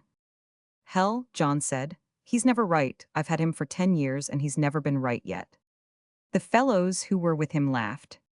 I want you to shake hands with Mr. Morgan and Mr. Steinfeld, John said. This is Mr. Doyle, he's been training Jack. Glad to meet you, I said. Let's go up and see the boy, the fellow called Morgan said. Let us have a look at him, Steinfeld said. We all went upstairs. Where's Hogan? John asked. He's out in the barn with a couple of his customers, I said. He got many people out here now? John asked. Just do. Pretty quiet, ain't it? Morgan said. Yes, I said, it's pretty quiet. We were outside Jack's room. John knocked on the door. There wasn't any answer. Maybe he's asleep, I said. What the hell's he sleeping in the daytime for? John turned the handle and we all went in. Jack was lying asleep on the bed. He was face down and his face was in the pillow. Both his arms were around the pillow. Hey Jack, John said to him. Jack's head moved a little on the pillow.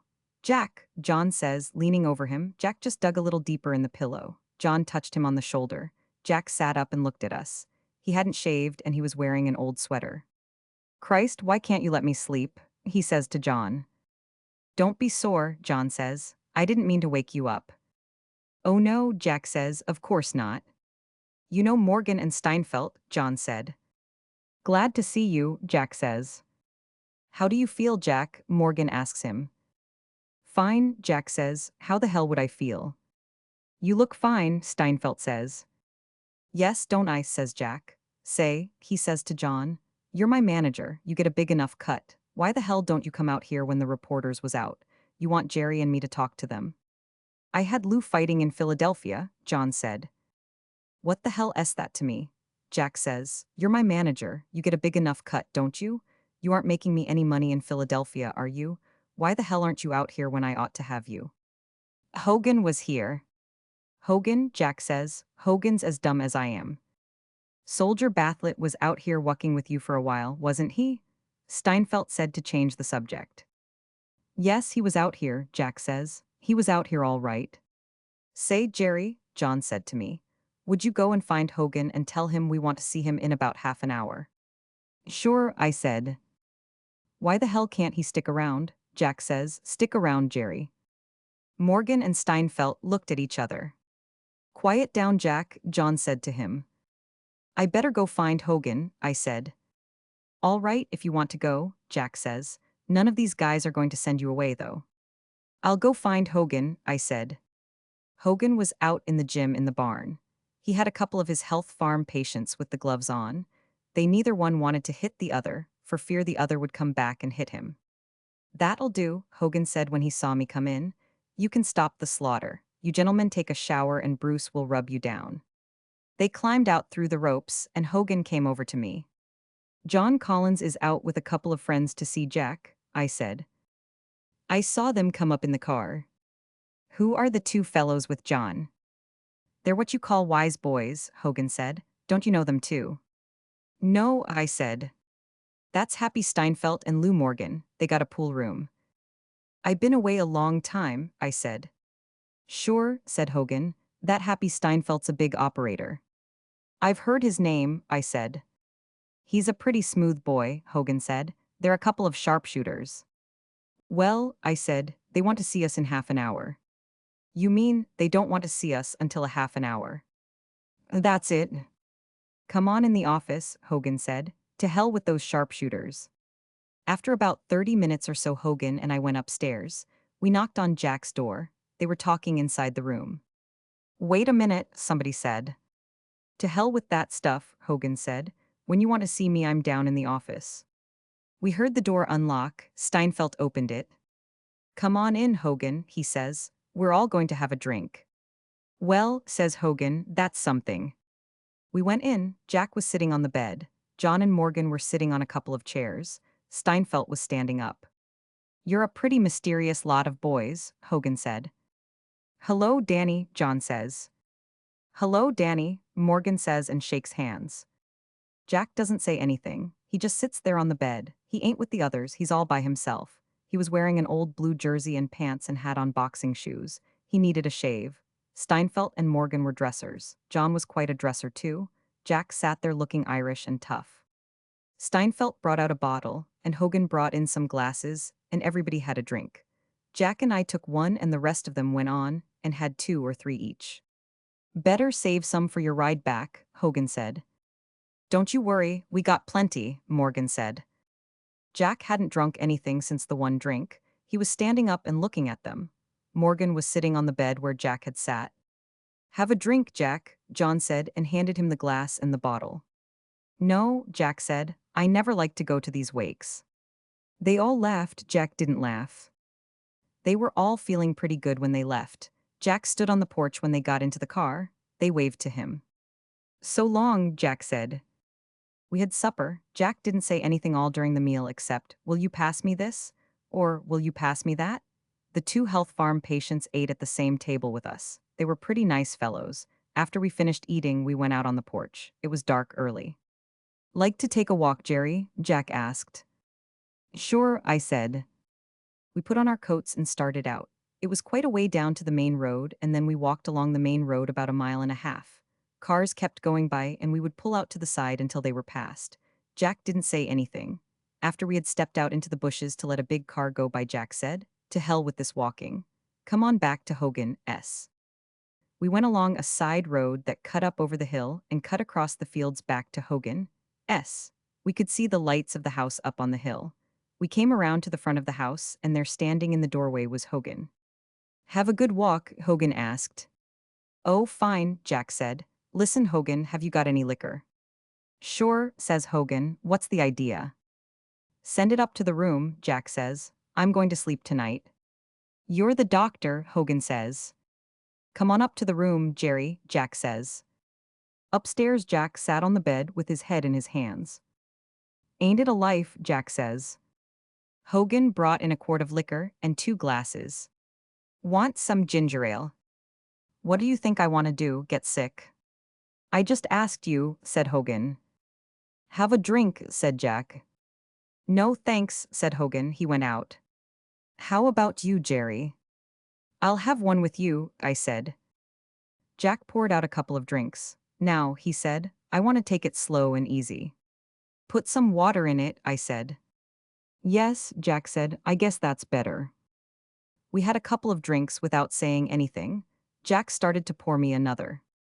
No, I said, that's all I want. All right, Jack said. He poured himself out another big shot and put water in it. He was lighting up a little. That was a fine bunch out here this afternoon, he said. They don't take any chances, those two. Then a little later, well, he says, they're right. What the hell's the good in taking chances? Don't you want another, Jerry? He said. Come on, drink along with me. I don't need it, Jack, I said. I feel all right.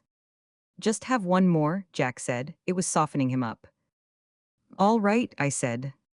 Jack poured one for me and another big one for himself.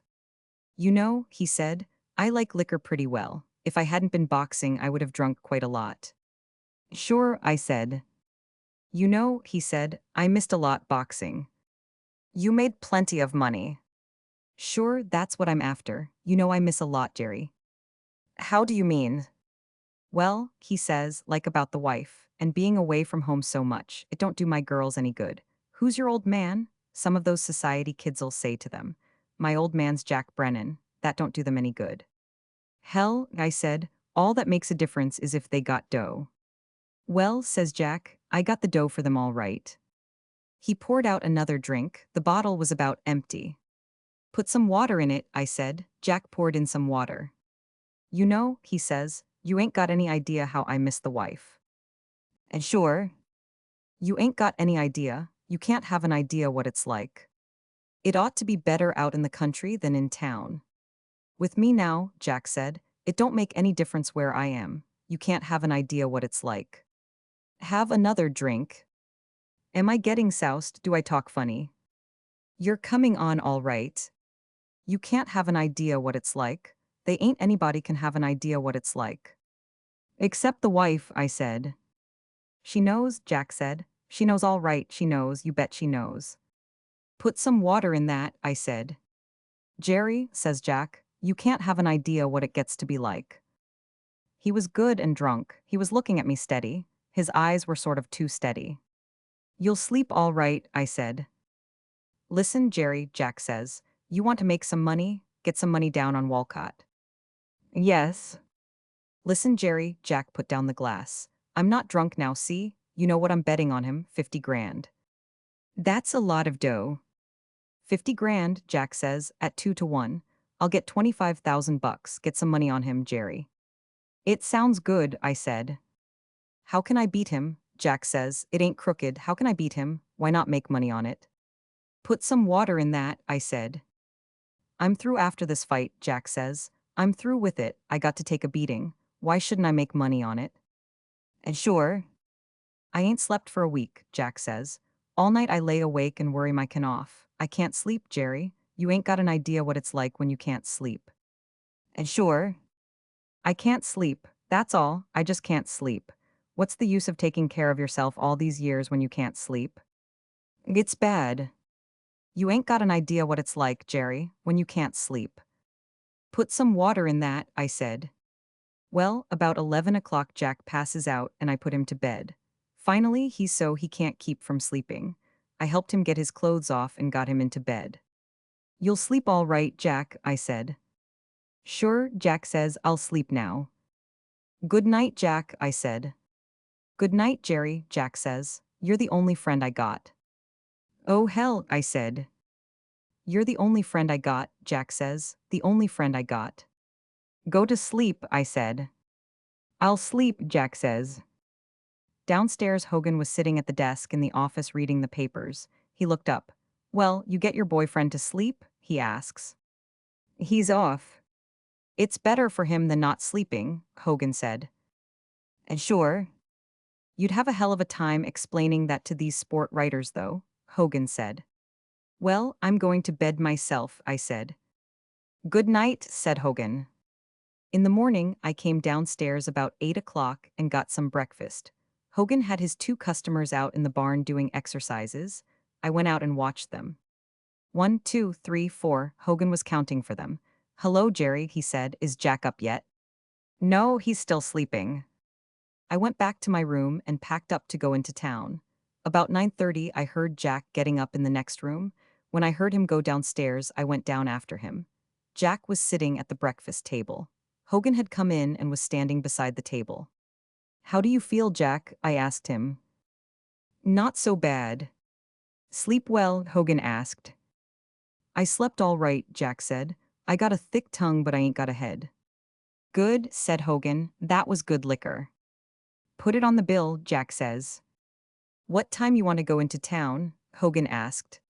"Before lunch," Jack says. "The 11 o'clock train." "Sit down, Jerry," Jack said. Hogan went out. I sat down at the table. Jack was eating a grapefruit. When he'd find a seed, he'd spit it out in the spoon and dump it on the plate.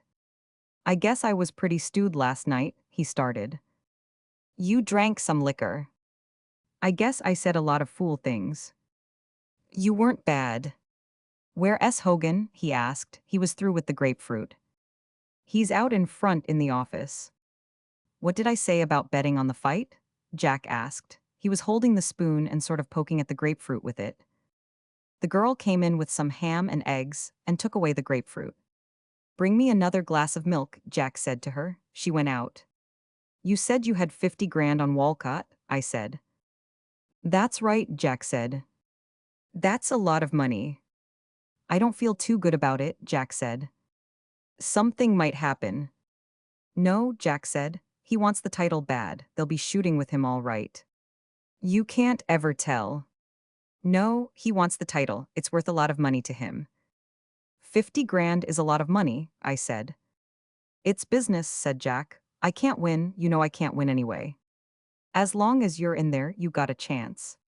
"No," Jack says. "I'm all through, it's just business." "How do you feel?" "Pretty good," Jack said. "The sleep was what I needed." "You might go good." "I'll give them a good show," Jack said.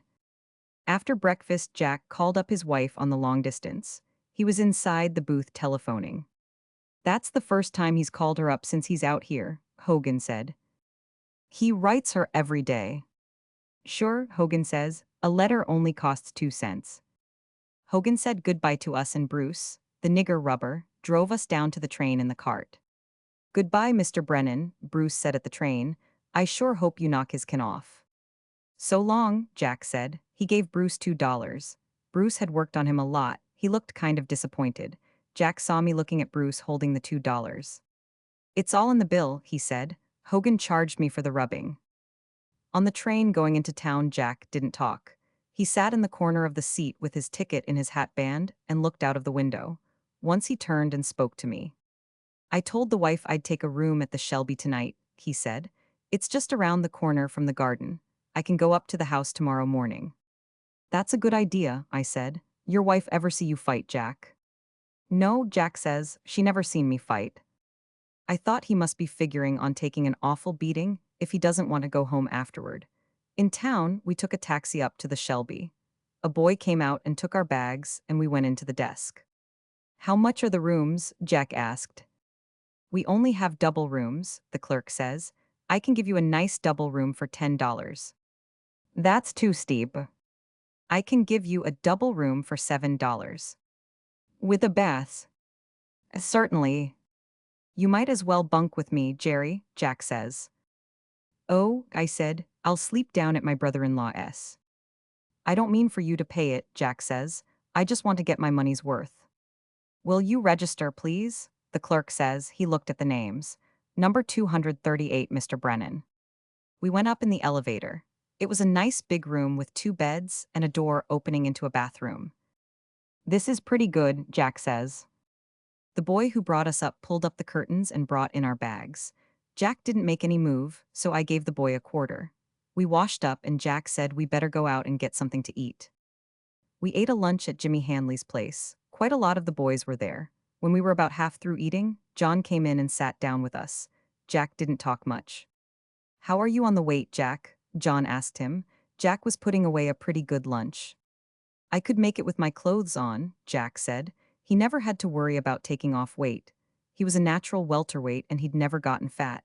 He'd lost weight out at Hogan's. Well, that's one thing you never had to worry about, John said. That's one thing, Jack says. We went around to the garden to weigh in after lunch. The match was made at 147 pounds at 3 o'clock. Jack stepped on the scales with a towel around him. The bar didn't move. Walcott had just weighed and was standing with a lot of people around him. Let's see what you weigh, Jack, Friedman, Walcott's manager said. All right, weigh him then. Jack jerked his head toward Walcott. Drop the towel, Friedman said. What do you make it? Jack asked the fellows who were weighing. 143 pounds, the fat man who was weighing said. You're down fine, Jack, Friedman says. Weigh him, Jack says. Walcott came over. He was a blonde with wide shoulders and arms like a heavyweight. He didn't have much legs. Jack stood about half a head taller than he did. Hello, Jack, he said. His face was plenty marked up.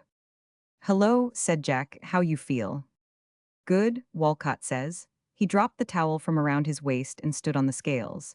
He had the widest shoulders and back you ever saw. 146 pounds and 12 ounces. Walcott stepped off and grinned at Jack. Well, John says to him, Jack's spotting you about 4 pounds. More than that when I come in, kid, Walcott says. I'm going to go and eat now. We went back and Jack got dressed. He's a pretty tough-looking boy, Jack says to me. He looks as though he'd been hit plenty of times. Oh yes, Jack says, he ain't hard to hit. Where are you going? John asked when Jack was dressed. Back to the hotel, Jack says. You looked after everything. Yes, John says, it's all looked after. I'm going to lie down a while, Jack says. I'll come around for you about 6:45, and we'll go and eat. All right. Up at the hotel, Jack took off his shoes and his coat and lay down for a while. I wrote a letter. I looked over a couple of times and Jack wasn't sleeping. He was lying perfectly still, but every once in a while his eyes would open. Finally, he sits up. Want to play some cribbage, Jerry? He says. Sure, I said. He went over to his suitcase and got out the cards and the cribbage board.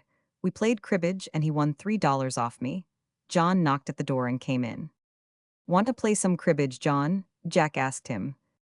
John put his Kelly down on the table. It was all wet. His coat was wet too. Is it raining? Jack asks. It's pouring, John says. The taxi I had got tied up in the traffic and I got out and walked. Come on, play some cribbage, Jack says. You ought to go and eat. No, says Jack, I don't want to eat yet.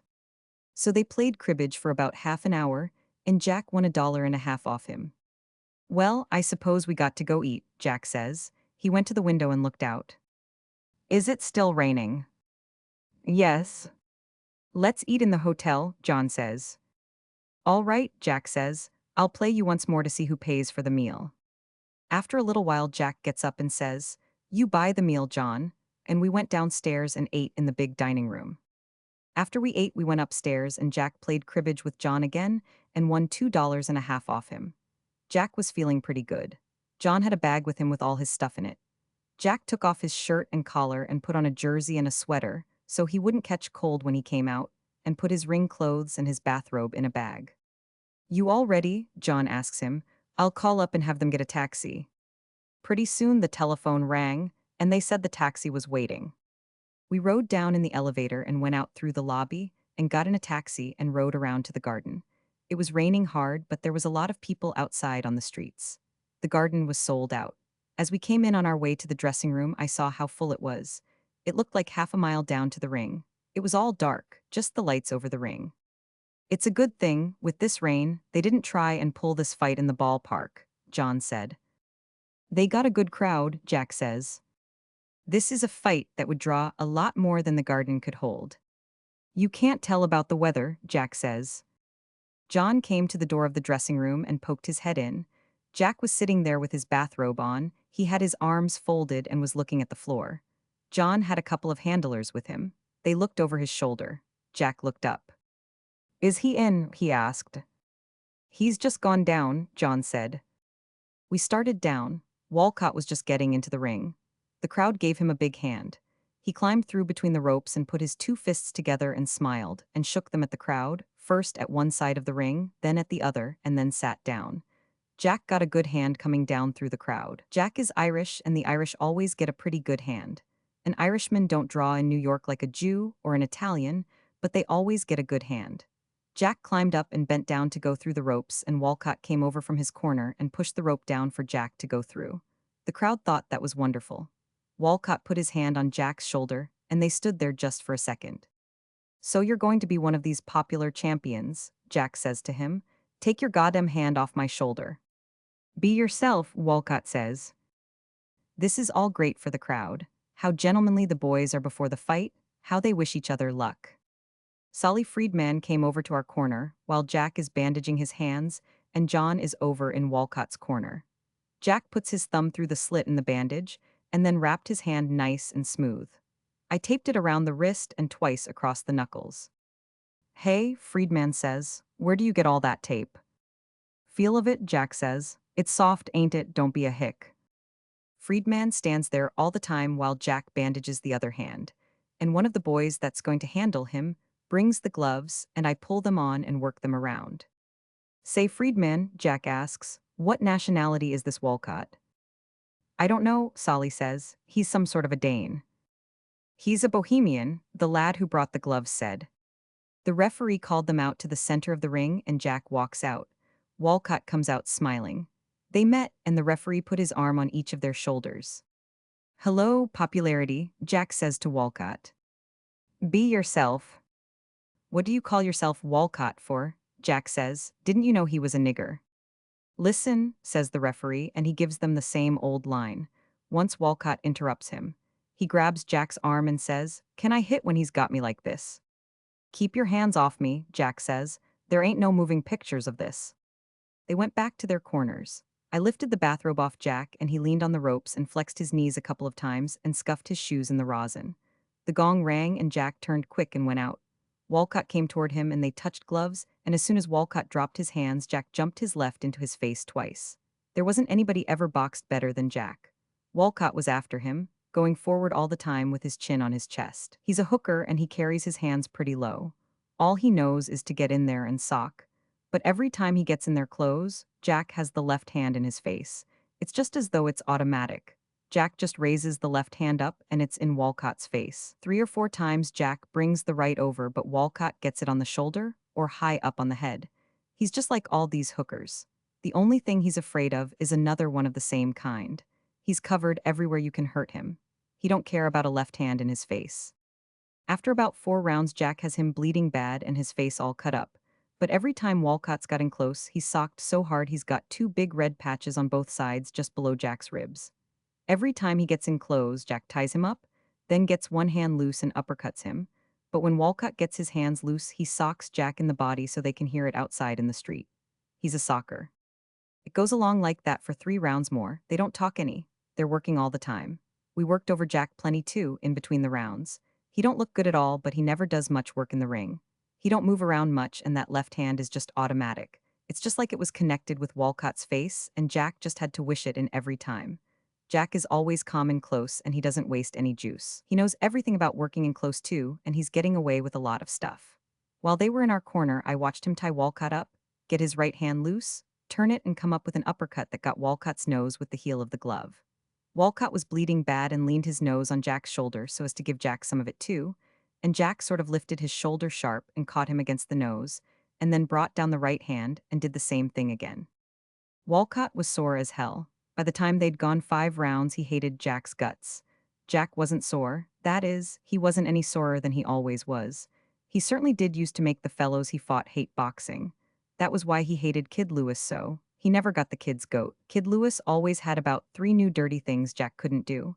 Jack was as safe as a church all the time he was in there, as long as he was strong. He certainly was treating Walcott rough. The funny thing was it looked as though Jack was an open classic boxer. That was because he had all that stuff too. After the 7th round, Jack says, "My left's getting heavy." From then he started to take a beating. It didn't show at first, but instead of him running the fight, it was Walcott was running it. Instead of being safe all the time, now he was in trouble. He couldn't keep him out with the left hand now. It looked as though it was the same as ever. Only now, instead of Walcott's punches just missing him, they were just hitting him.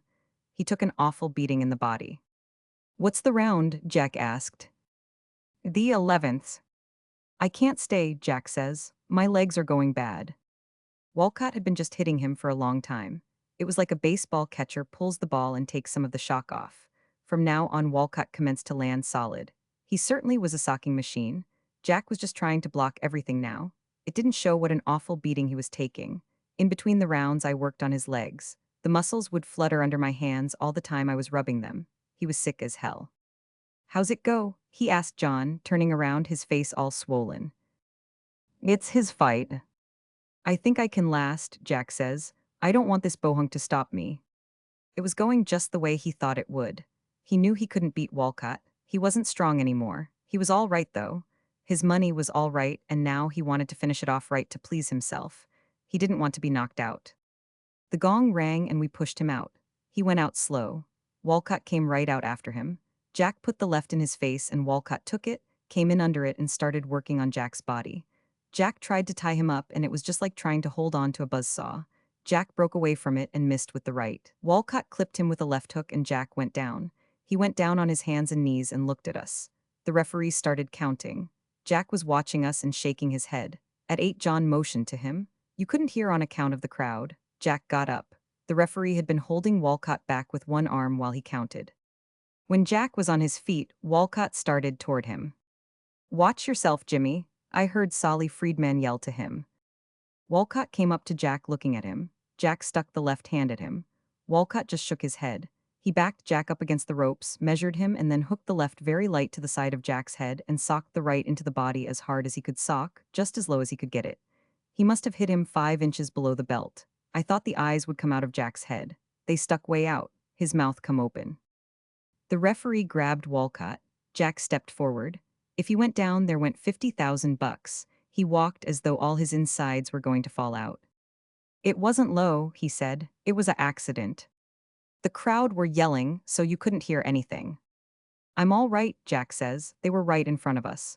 The referee looks at John and then he shakes his head. "Come on, you Pollock son of a bitch," Jack says to Walcott. John was hanging onto the ropes. He had the towel ready to chuck in. Jack was standing just a little way out from the ropes. He took a step forward.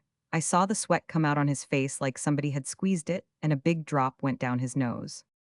"Come on and fight," Jack says to Walcott. The referee looked at John and waved Walcott on. "Go in there, you slob," he says. Walcott went in. He didn't know what to do either. He never thought Jack could have stood it. Jack put the left in his face. There was such a hell of a lot of yelling going on. They were right in front of us. Walcott hit him twice. Jack's face was the worst thing I ever saw. The look on it. He was holding himself and all his body together, and it all showed on his face. All the time he was thinking and holding his body and where it was busted. Then he started to sock. His face looked awful all the time. He started to sock with his hands low down by his side, swinging at Walcott. Walcott covered up and Jack was swinging wild at Walcott's head.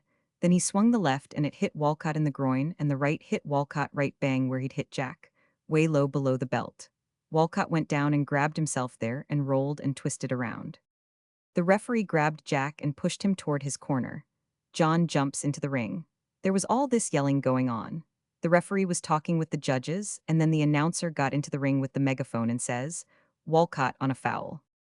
The referee is talking to John and he says, "What could I do?" Jack wouldn't take the foul. Then when he's groggy, he fouls him.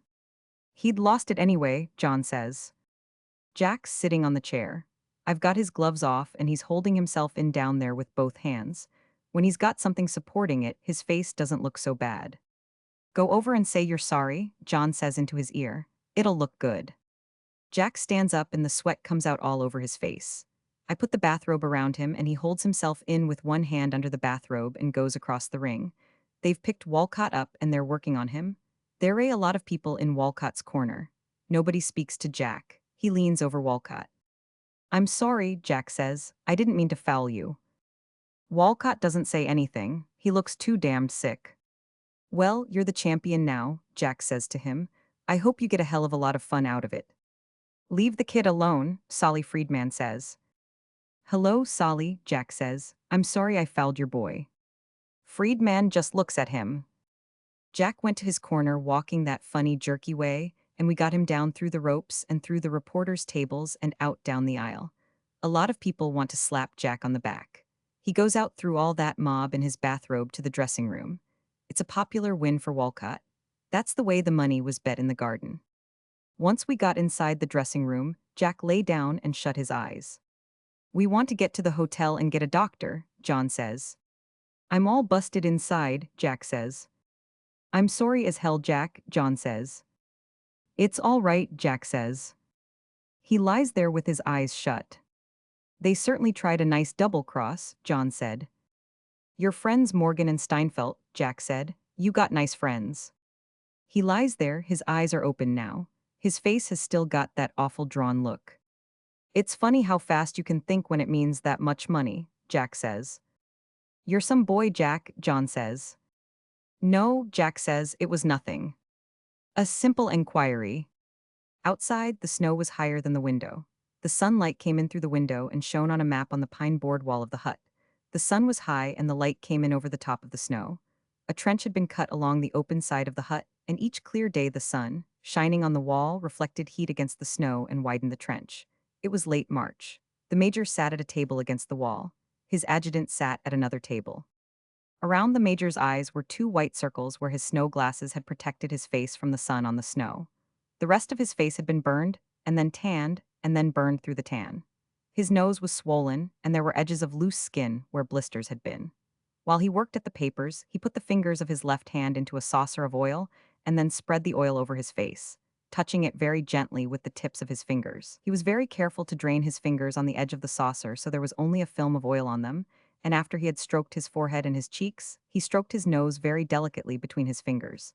When he had finished, he stood up, took the saucer of oil, and went into the small room of the hut where he slept.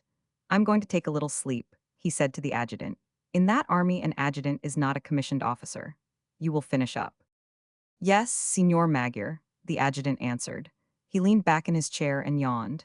He took a paper-covered book out of the pocket of his coat and opened it, then laid it down on the table and lit his pipe.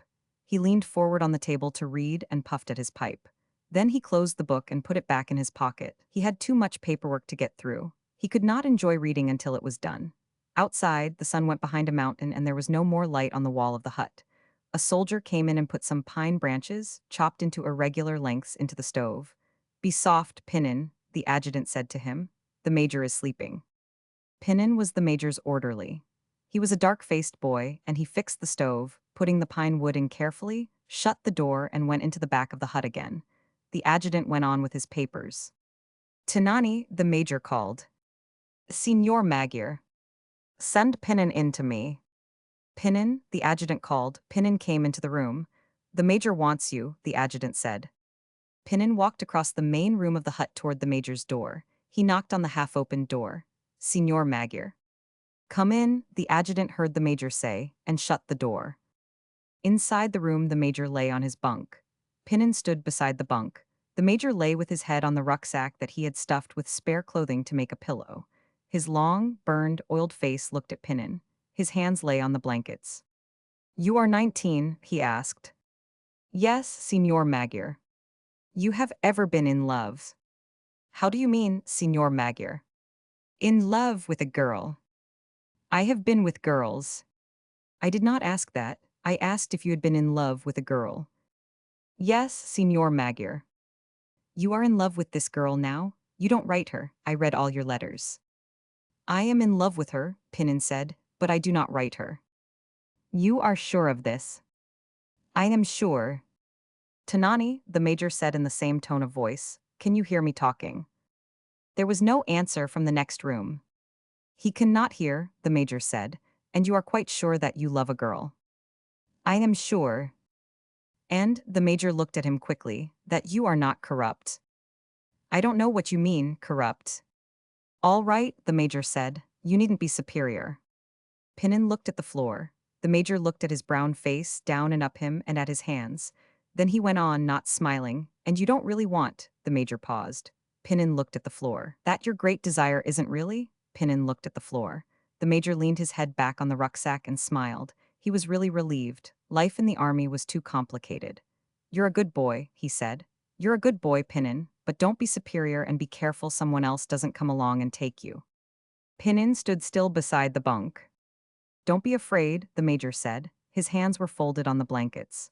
I won't touch you. You can go back to your platoon if you like, but you had better stay on as my servant. You've less chance of being killed. Do you want anything of me, Signor Magyar? No, the major said. Go on and get on with whatever you were doing. Leave the door open when you go out. Pinnin went out, leaving the door open. The adjutant looked up at him as he walked awkwardly across the room and out the door.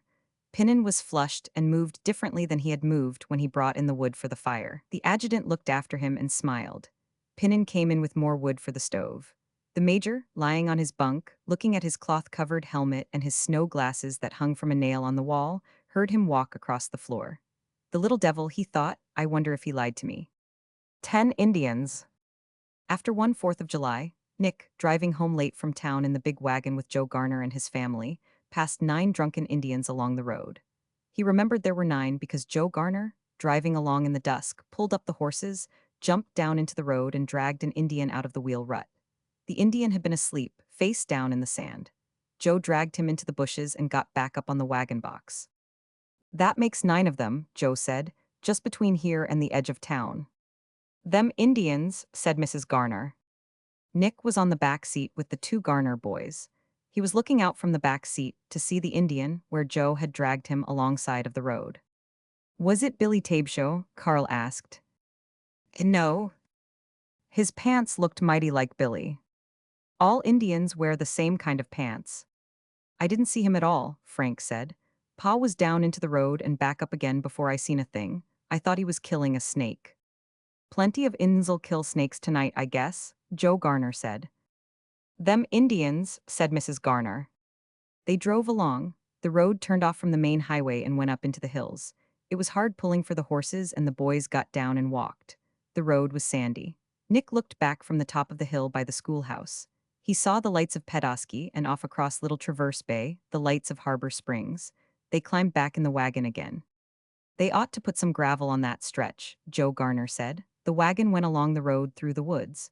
Joe and Mrs. Garner sat close together on the front seat. Nick sat between the 2 boys. The road came out into a clearing. Right here was where Pa ran over the skunk. It was further on. It don't make no difference where it was, Joe said without turning his head. One place is just as good as another to run over a skunk. I saw 2 skunks last night, Nick said. Where? Down by the lake. They were looking for dead fish along the beach. They were coons probably, Carl said. They were skunks, I guess I know skunks. You ought to, Carl said. You got an Indian girl. Stop talking that way, Carl, said Mrs. Garner. Well, they smell about the same. Joe Garner laughed. You stop laughing, Joe, Mrs. Garner said. I won't have Carl talk that way. Have you got an Indian girl, Nicky? Joe asked. No. He has 2, Pa, Frank said. Prudence Mitchell's his girl. She's not. He goes to see her every day. I don't. Nick, sitting between the 2 boys in the dark, felt hollow and happy inside himself to be teased about Prudence Mitchell. She ain't my girl, he said. Listen to him, said Carl. I see them together every day. Carl can't get a girl, his mother said, not even a squaw. Carl was quiet. Carl ain't no good with girls, Frank said. You shut up. You're all right, Carl, Joe Garner said. Girls never got a man anywhere, look at your pa. Yes, that's what you would say. Mrs. Garner moved close to Joe as the wagon jolted. Well, you had plenty of girls in your time. I'll bet Pa wouldn't ever have had a squaw for a girl. Don't you think it, Joe said. You better watch out to keep Prudy, Nick. His wife whispered to him and Joe laughed. What you laughing at? Asked Frank. Don't you say it, Garner, his wife warned. Joe laughed again. Nicky can have Prudence, Joe Garner said. I got a good girl. That's the way to talk, Mrs. Garner said. The horses were pulling heavily in the sand. Joe reached out in the dark with the whip. Come on, pull into it. You'll have to pull harder than this tomorrow. They trotted down the long hill, the wagon jolting. At the farmhouse, everybody got down. Mrs. Garner unlocked the door, went inside, and came out with a lamp in her hand. Carl and Nick unloaded the things from the back of the wagon. Frank sat on the front seat to drive to the barn and put up the horses. Nick went up the steps and opened the kitchen door. Mrs. Garner was building a fire in the stove. She turned from pouring kerosene on the wood. "Goodbye, Mrs. Garner," Nick said. "Thanks for taking me." "Oh, shucks, Nicky. I had a wonderful time. We like to have you. Won't you stay and eat some supper?" "I better go. I think Dad probably waited for me." "Well, get along then. Send Carl up to the house, will you?"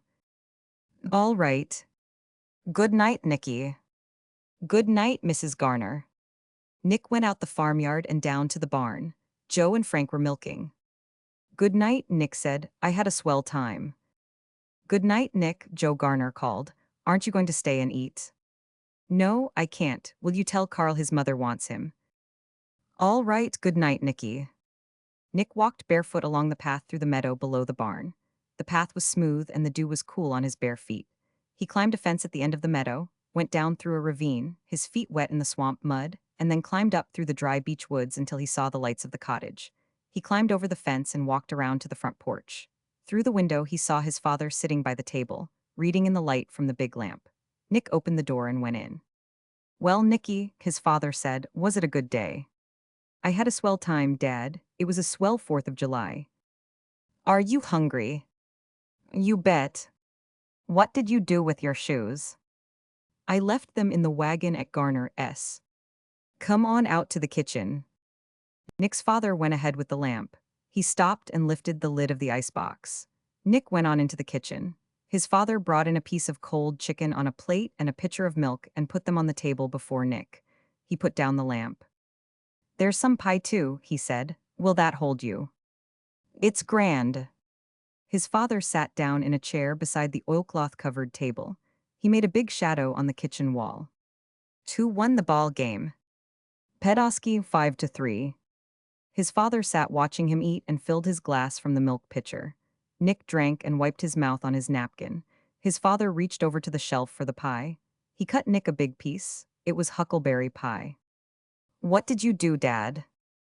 "I went out fishing in the morning." "What did you get?" "Only perch." His father sat watching Nick eat the pie. "What did you do this afternoon?" Nick asked.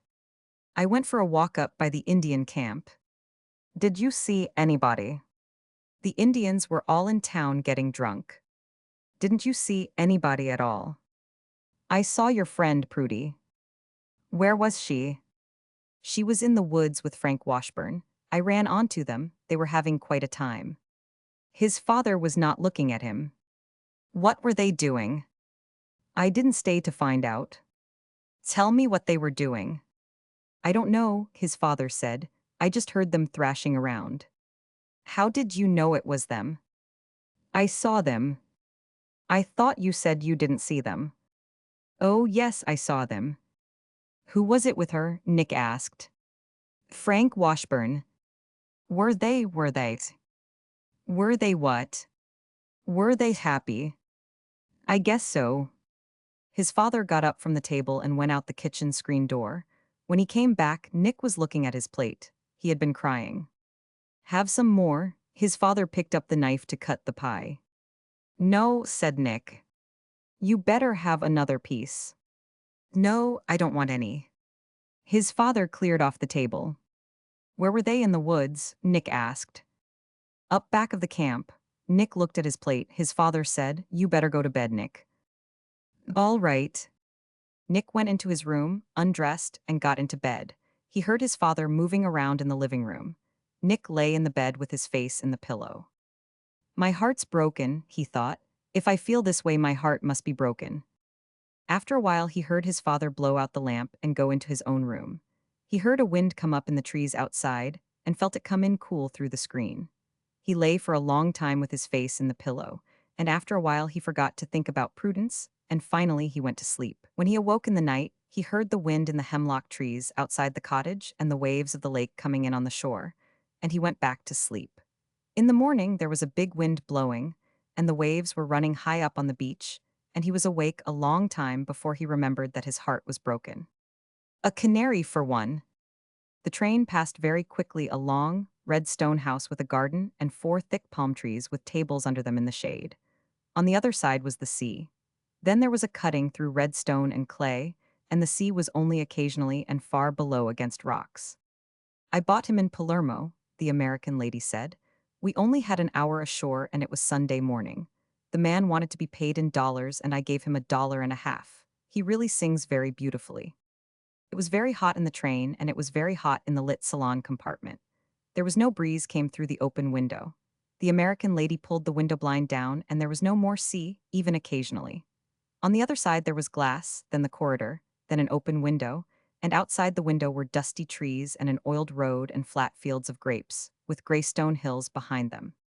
There was smoke from many tall chimneys, coming into Marseille, and the train slowed down and followed one track through many others into the station. The train stayed 25 minutes in the station at Marseille, and the American lady bought a copy of the Daily Mail and a half bottle of Evian water. She walked a little way along the station platform, but she stayed near the steps of the car because at Cannes, where it stopped for 12 minutes, the train had left with no signal of departure, and she had only gotten on just in time. The American lady was a little deaf, and she was afraid that perhaps signals of departure were given, and that she did not hear them.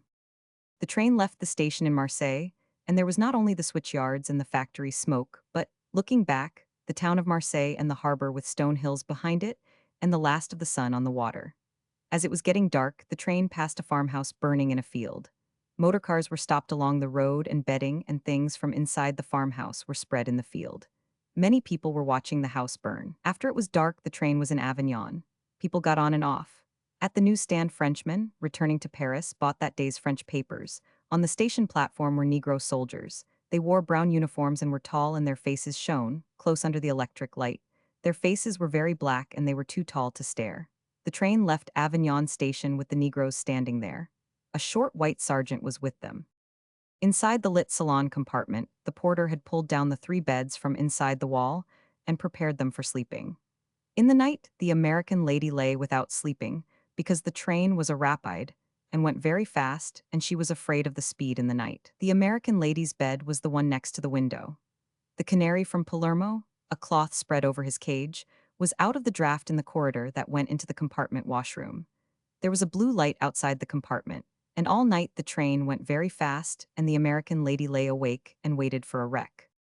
In the morning, the train was near Paris, and after the American lady had come out from the washroom, looking very wholesome and middle-aged and American in spite of not having slept, and had taken the cloth off the bird cage and hung the cage in the sun, she went back to the restaurant car for breakfast.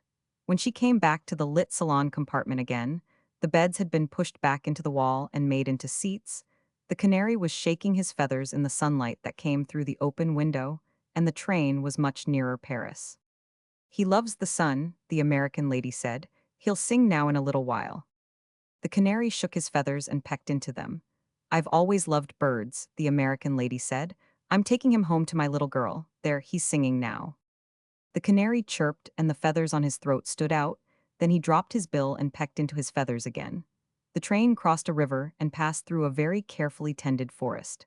The train passed through many outside of Paris towns. There were tram cars in the towns and big advertisements for the Belle Jardiniere and Dubonnet and Pernod on the walls toward the train. All that the train passed through looked as though it were before breakfast. For several minutes I had not listened to the American lady, who was talking to my wife. Is your husband American too? Asked the lady. Yes, said my wife, we're both Americans. I thought you were English. Though no. Perhaps that was because I wore braces, I said. I had started to say suspenders and changed it to braces in the mouth to keep my English character. The American lady did not hear. She was really quite deaf. She read lips, and I had not looked toward her. I had looked out of the window. She went on talking to my wife. I'm so glad you're Americans. American men make the best husbands, the American lady was saying. That was why we left the continent, you know. My daughter fell in love with a man in Vevey. She stopped. They were simply madly in love. She stopped again. I took her away, of course. Did she get over it? Asked my wife. I don't think so, said the American lady. She wouldn't eat anything and she wouldn't sleep at all. I've tried so very hard, but she doesn't seem to take an interest in anything. She doesn't care about things. I couldn't have her marrying a foreigner. She paused. Someone, a very good friend, told me once, no foreigner can make an American girl a good husband. No, said my wife, I suppose not. The American lady admired my wife's traveling coat, and it turned out that the American lady had bought her own clothes for 20 years now from the same maison de couturier in the Rue Saint Honor. They had her measurements, and a vendeuse who knew her and her tastes picked the dresses out for her, and they were sent to America. They came to the post office near where she lived uptown in New York. And the duty was never exorbitant because they opened the dresses there in the post office to appraise them, and they were always very simple looking, and with no gold lace, nor ornaments that would make the dresses look expensive. Before the present vendeuse, named Therese, there had been another vendeuse named Amelie. Altogether, there had only been these two in the 20 years. It had always been the same couturier. Prices, however, had gone up. The exchange, though, equalized that. They had her daughter's measurements now, too. She was grown up, and there was not much chance of their changing now. The train was now coming into Paris. The fortifications were leveled, but grass had not grown. There were many cars standing on tracks. Brown wooden restaurant cars and brown wooden sleeping cars that would go to Italy at 5 o'clock that night, if that train still left at 5. The cars were marked Paris-Rome, and cars with seats on the roofs that went back and forth to the suburbs with, at certain hours, people in all the seats and on the roofs, if that were the way it were still done, and passing were the white walls and many windows of houses. Nothing had eaten any breakfast. Americans make the best husbands, the American lady said to my wife. I was getting down the bags. American men are the only men in the world to marry. How long ago did you leave Vevey? Asked my wife. 2 years ago this fall. It's her, that I'm taking the canary to. Was the man your daughter was in love with a Swiss? Yes, said the American lady. He was from a very good family in Vevey. He was going to be an engineer. They met there in Vevey. They used to go on long walks together. I know Vevey, said my wife. We were there on our honeymoon. Were you really? That must have been lovely. I had no idea, of course, that she'd fall in love with him. It was a very lovely place, said my wife. Yes, said the American lady. Isn't it lovely? Where did you stop there? We stayed at the Trois Couronnes, said my wife. It's such a fine old hotel, said the American lady. Yes, said my wife. We had a very fine room, and in the fall the country was lovely. Were you there in the fall? Yes, said my wife. We were passing 3 cars that had been in a wreck. They were splintered open and the roofs sagged in. Look, I said, there's been a wreck. The American lady looked and saw the last car. I was afraid of just that all night, she said. I have terrific presentiments about things sometimes. I'll never travel on a rapide again at night. There must be other comfortable trains that don't go so fast. Then the train was in the dark of the Gare de Lyon, and then stopped and porters came up to the windows. I handed bags through the windows, and we were out on the dim longness of the platform, and the American lady put herself in charge of one of 3 men from Cook, who said, Just a moment, madame, and I'll look for your name. The porter brought a truck and piled on the baggage, and my wife said goodbye, and I said goodbye to the American lady, whose name had been found by the man from Cook's on a typewritten page in a sheaf of typewritten pages which he replaced in his pocket. We followed the porter with the truck down the long cement platform beside the train. At the end was a gate, and a man took the tickets. We were returning to Paris to set up separate residences. An alpine idyll. It was hot coming down into the valley even in the early morning. The sun melted the snow from the skis we were carrying and dried the wood. It was spring in the valley, but the sun was very hot. We came along the road into Galter carrying our skis and rucksacks. As we passed the churchyard, a burial was just over. I said, Grüß Gott, to the priest as he walked past us coming out of the churchyard. The priest bowed. It's funny a priest never speaks to you, John said. You'd think they'd like to say Grüß Gott. They never answer, John said. We stopped in the road and watched the sexton shoveling in the new earth. A peasant with a black beard and high leather boots stood beside the grave. The sexton stopped shoveling and straightened his back. The peasant in the high boots took the spade from the sexton and went on filling in the grave, spreading the earth evenly as a man spreading manure in a garden. In the bright May morning, the grave filling looked unreal. I could not imagine anyone being dead. Imagine being buried on a day like this, I said to John. I wouldn't like it. Well, I said, we don't have to do it. We went on up the road past the houses of the town to the inn. We had been skiing in the Silvretta for a month, and it was good to be down in the valley. In the Silvretta, the skiing had been all right, but it was spring skiing. The snow was good only in the early morning and again in the evening.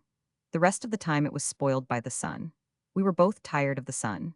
You could not get away from the sun. The only shadows were made by rocks or by the hut that was built under the protection of a rock beside a glacier, and in the shade the sweat froze in your underclothing. You could not sit outside the hut without dark glasses. It was pleasant to be burned black, but the sun had been very tiring. You could not rest in it. I was glad to be down away from snow. It was too late in the spring to be up in the Silvretta. I was a little tired of skiing. We had stayed too long. I could taste the snow water we had been drinking melted off the tin roof of the hut. The taste was a part of the way I felt about skiing. I was glad there were other things besides skiing, and I was glad to be down, away from the unnatural high mountain spring, into this May morning in the valley. The innkeeper sat on the porch of the inn, his chair tipped back against the wall. Beside him sat the cook. "Ski Heil," said the innkeeper. "Heil," we said and leaned the skis against the wall and took off our packs. "How was it up above?" asked the innkeeper. "Scan, a little too much sun." "Yes, there's too much sun this time of year." The cook sat on in his chair. The innkeeper went in with us and unlocked his office and brought out our mail. There was a bundle of letters and some papers. "Let's get some beer," John said. "Good, we'll drink it inside." The proprietor brought 2 bottles, and we drank them while we read the letters. "We better have some more beer," John said. A girl brought it this time. She smiled as she opened the bottles. "Many letters," she said. "Yes, many." "Prosit," she said and went out, taking the empty bottles. I'd forgotten what beer tasted like. I hadn't, John said. Up in the hut I used to think about it a lot. "Well," I said, "we've got it now." "You oughtn't to ever do anything too long." "No, we were up there too long." "Too damn long," John said. "It's no good doing a thing too long." The sun came through the open window and shone through the beer bottles on the table. The bottles were half full. There was a little froth on the beer in the bottles, not much because it was very cold. It collared up when you poured it into the tall glasses. I looked out of the open window at the white road. The trees beside the road were dusty. Beyond was a green field and a stream. There were trees along the stream and a mill with a water wheel. Through the open side of the mill I saw a long log and a saw in it rising and falling. No one seemed to be tending it. There were 4 crows walking in the green field. 1 crow sat in a tree watching. Outside on the porch, the cook got off his chair and passed into the hall that led back into the kitchen. Inside, the sunlight shone through the empty glasses on the table. John was leaning forward with his head on his arms. Through the window, I saw 2 men come up the front steps. They came into the drinking room. One was the bearded peasant in the high boots, the other was the sexton. They sat down at the table under the window. The girl came in and stood by their table. The peasant did not seem to see her. He sat with his hands on the table. He wore his old army clothes. There were patches on the elbows. "What will it be?" asked the sexton. The peasant did not pay any attention. "What will you drink?" "Schnapps," the peasant said. "And a 1/4 liter of red wine," the sexton told the girl. The girl brought the drinks and the peasant drank the schnapps. He looked out of the window. The sexton watched him. John had his head forward on the table. He was asleep. The innkeeper came in and went over to the table. He spoke in dialect and the sexton answered him. The peasant looked out of the window. The innkeeper went out of the room. The peasant stood up. He took a folded 10,000 kronen note out of a leather pocketbook and unfolded it. The girl came up. "Alls?" she asked. "Alls," he said. "Let me buy the wine," the sexton said. "Alls," the peasant repeated to the girl. She put her hand in the pocket of her apron, brought it out full of coins and counted out the change. The peasant went out the door. As soon as he was gone, the innkeeper came into the room again and spoke to the sexton. He sat down at the table. They talked in dialect. The sexton was amused. The innkeeper was disgusted. The sexton stood up from the table. He was a little man with a mustache. He leaned out of the window and looked up the road. "There he goes in," he said. "In the Lowen." "Yeah." They talked again, and then the innkeeper came over to our table. The innkeeper was a tall man and old. He looked at John asleep. "He's pretty tired." "Yes, we were up early." "Will you want to eat soon?" "Any time," I said. "What is there to eat?" "Anything you want. The girl will bring the eating card." The girl brought the menu. John woke up. The menu was written in ink on a card, and the card slipped into a wooden paddle. "There's the spies cart," I said to John. He looked at it. He was still sleepy. "Won't you have a drink with us?" I asked the innkeeper. He sat down. Those peasants are beasts, said the innkeeper. We saw that one at a funeral coming into town. That was his wife.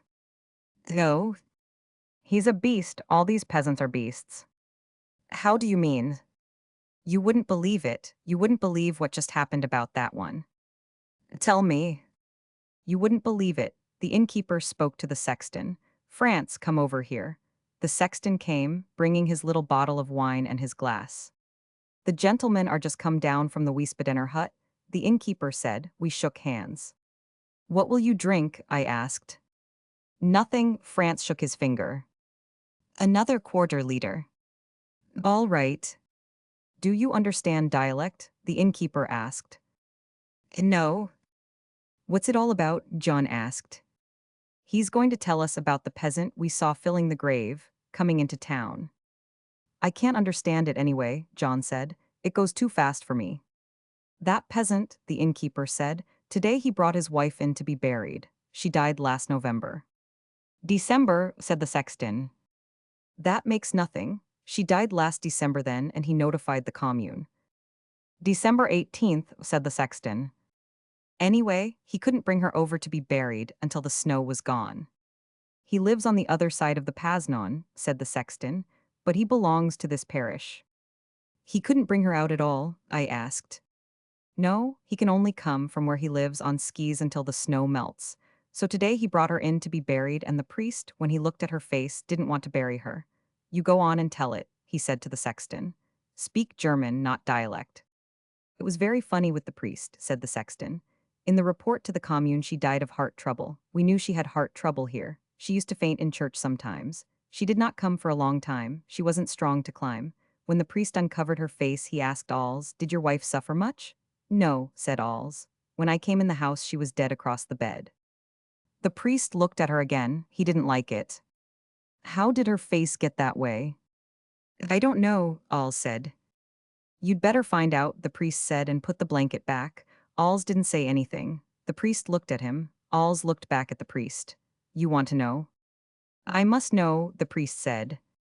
This is where it's good, the innkeeper said. Listen to this, go on France. Well, said Alls, when she died I made the report to the commune, and I put her in the shed across the top of the big wood. When I started to use the big wood she was stiff, and I put her up against the wall. Her mouth was open, and when I came into the shed at night to cut up the big wood, I hung the lantern from it. Why did you do that? Asked the priest. I don't know, said Alls. Did you do that many times? Every time I went to work in the shed at night. It was very wrong, said the priest. Did you love your wife? Yeah, I loved her, Alls said. I loved her fine. Did you understand it all? Asked the innkeeper. You understand it all about his wife? I heard it. How about eating? John asked. You order, I said. Do you think it's true? I asked the innkeeper. Sure it's true, he said. These peasants are beasts. Where did he go now? He's gone to drink at my colleague S. the Lowen. He didn't want to drink with me, said the sexton. He didn't want to drink with me, after he knew about his wife, said the innkeeper. Say, said John, how about eating? All right, I said. A pursuit race. William Campbell had been in a pursuit race with a burlesque show ever since Pittsburgh. In a pursuit race, in bicycle racing, riders start at equal intervals to ride after one another. They ride very fast because the race is usually limited to a short distance. And if they slow, they're riding another rider who maintains his pace, will make up the space that separated them equally at the start. As soon as a rider is caught and passed, he is out of the race and must get down from his bicycle and leave the track. If none of the riders are caught, the winner of the race is the one who has gained the most distance. In most pursuit races, if there are only two riders, one of the riders is caught inside of 6 miles. The burlesque show caught William Campbell at Kansas City. William Campbell had hoped to hold a slight lead over the burlesque show until they reached the Pacific coast. As long as he preceded the burlesque show, as advance man, he was being paid. When the burlesque show caught up with him, he was in bed. He was in bed when the manager of the burlesque troupe came into his room, and after the manager had gone out, he decided that he might as well stay in bed. It was very cold in Kansas City, and he was in no hurry to go out. He did not like Kansas City. He reached under the bed for a bottle and drank. It made his stomach feel better. Mr. Turner, the manager of the burlesque show, had refused a drink. William Campbell's interview with Mr. Turner had been a little strange. Mr. Turner had knocked on the door. Campbell had said, "Come in." When Mr. Turner came into the room, he saw clothing on a chair, an open suitcase, the bottle on a chair beside the bed, and someone lying in the bed completely covered by the bedclothes.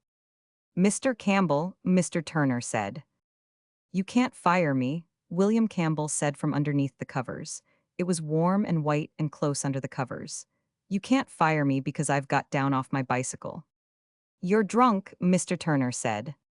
"Oh, yes," William Campbell said, speaking directly against the sheet and feeling the texture with his lips. "You're a fool," Mr. Turner said. He turned off the electric light. The electric light had been burning all night. It was now 10 o'clock in the morning. "You're a drunken fool. When did you get into this town?" "I got into this town last night," William Campbell said, speaking against the sheet. He found he liked to talk through a sheet. "Did you ever talk through a sheet?" "Don't try to be funny, you aren't funny." "I'm not being funny, I'm just talking through a sheet." "You're talking through a sheet, all right." "You can go now, Mr. Turner," Campbell said. "I don't work for you anymore." "You know that anyway." "I know a lot," William Campbell said. He pulled down the sheet and looked at Mr. Turner. "I know enough so I don't mind looking at you at all. Do you want to hear what I know?" "No." "Good," said William Campbell, "because really I don't know anything at all, I was just talking." He pulled the sheet up over his face again. "I love it under a sheet," he said. Mr. Turner stood beside the bed. He was a middle-aged man with a large stomach and a bald head, and he had many things to do. "You ought to stop off here, Billy, and take a cure," he said. "I'll fix it up if you want to do it." "I don't want to take a cure," William Campbell said. "I don't want to take a cure at all. I am perfectly happy. All my life I have been perfectly happy." "How long have you been this way?" "What a question." William Campbell breathed in and out through the sheet. "How long have you been stewed, Billy?" "Haven't I done my work?" "Sure, I just asked you how long you've been stewed, Billy." "I don't know, but I've got my wolf back." He touched the sheet with his tongue. "I've had him for a week." "The hell you have." "Oh yes, my dear wolf. Every time I take a drink he goes outside the room. He can't stand alcohol, the poor little fellow." He moved his tongue round and round on the sheet. "He's a lovely wolf, he's just like he always was." William Campbell shut his eyes and took a deep breath. "You got to take a cure, Billy," Mr. Turner said. "You won't mind the Keeley, it isn't bad." "The Keeley," William Campbell said. "It isn't far from London." He shut his eyes and opened them, moving the eyelashes against the sheet. "I just love sheets," he said. He looked at Mr. Turner. "Listen, you think I'm drunk." "You are drunk." "No, I'm not." "You're drunk and you've had DTs." "No." William Campbell held the sheet around his head. "Dear sheet," he said. He breathed against it gently. "Pretty sheet, you love me, don't you, sheet? It's all in the price of the room, just like in Japan." "No," he said. "Listen, Billy, dear sliding Billy, I have a surprise for you. I'm not drunk, I'm hopped to the eyes." "No," said Mr. Turner. "Take a look." William Campbell pulled up the right sleeve of his pajama jacket under the sheet, then shoved the right forearm out. "Look at that." On the forearm, from just above the wrist to the elbow, were small blue circles around tiny dark blue punctures. The circles almost touched one another. "That's the new development," William Campbell said. "I drink a little now once in a while, just to drive the wolf out of the room." "They got a cure for that," Sliding Billy, Turner said. "No," William Campbell said. "They haven't got a cure for anything." "You can't just quit like that, Billy," Turner said. He sat on the bed. "Be careful of my sheet," William Campbell said. "You can't just quit at your age and take to pumping yourself full of that stuff just because you got in a jam. There's a law against it, if that's what you mean." "No, I mean you got to fight it out." Billy Campbell caressed the sheet with his lips and his tongue. "Dear sheet," he said, "I can kiss this sheet and see right through it at the same time." "Cut it out about the sheet. You can't just take to that stuff, Billy." William Campbell shut his eyes. He was beginning to feel a slight nausea. He knew that this nausea would increase steadily without there ever being the relief of sickness until something were done against it. It was at this point that he suggested that Mr. Turner have a drink. Mr. Turner declined. William Campbell took a drink from the bottle. It was a temporary measure. Mr. Turner watched him. Mr. Turner had been in this room much longer than he should have been. He had many things to do. Although living in daily association with people who used drugs, he had a horror of drugs, and he was very fond of William Campbell. He did not wish to leave him. He was very sorry for him and he felt a cure might help. He knew there were good cures in Kansas City. But he had to go. He stood up. "Listen, Billy," William Campbell said. "I want to tell you something. You're called Sliding Billy. That's because you can slide. I'm called just Billy. That's because I never could slide at all. I can't slide, Billy. I can't slide. It just catches. Every time I try it, it catches." He shut his eyes. "I can't slide, Billy. It's awful when you can't slide." "Yes," said Sliding Billy Turner. "Yes, what?" William Campbell looked at him. "You were saying." "No," said William Campbell. "I wasn't saying. It must have been a mistake." "You were saying about sliding." "No, it couldn't have been about sliding. But listen, Billy, and I'll tell you a secret. Stick to sheets, Billy. Keep away from women and horses and, he stopped, eagles, Billy. If you love horses, you'll get horse S, and if you love eagles, you'll get eagle S. He stopped and put his head under the sheet. "I got to go," said Sliding Billy Turner. "If you love women, you'll get a dose," William Campbell said. "If you love horses." "Yes, you said that." "Said what?" "About horses and eagles." "Oh, yes, and if you love sheets." He breathed on the sheet and stroked his nose against it. "I don't know about sheets," he said. "I just started to love this sheet." "I have to go," Mr. Turner said. "I got a lot to do." "That's all right," William Campbell said. "Everybody's got to go." "I better go." "All right, you go." "Are you all right, Billy?"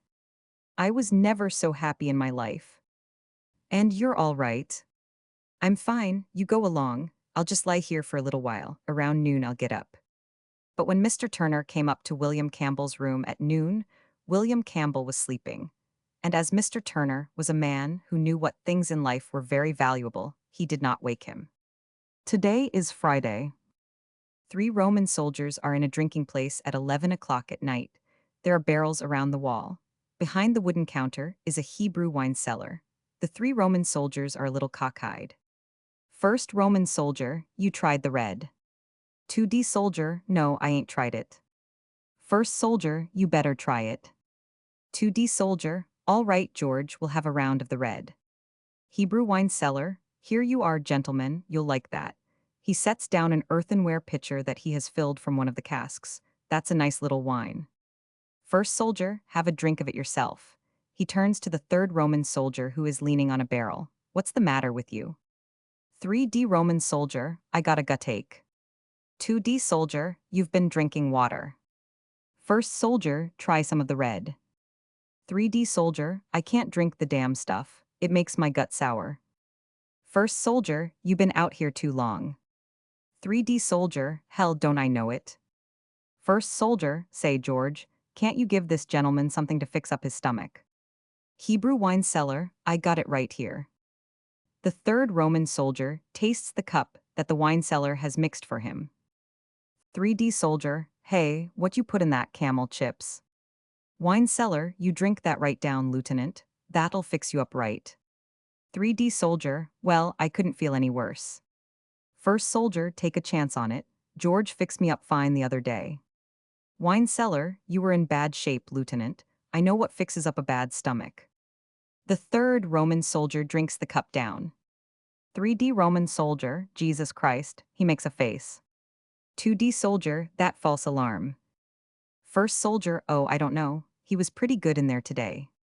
2D soldier, "Why didn't he come down off the cross?"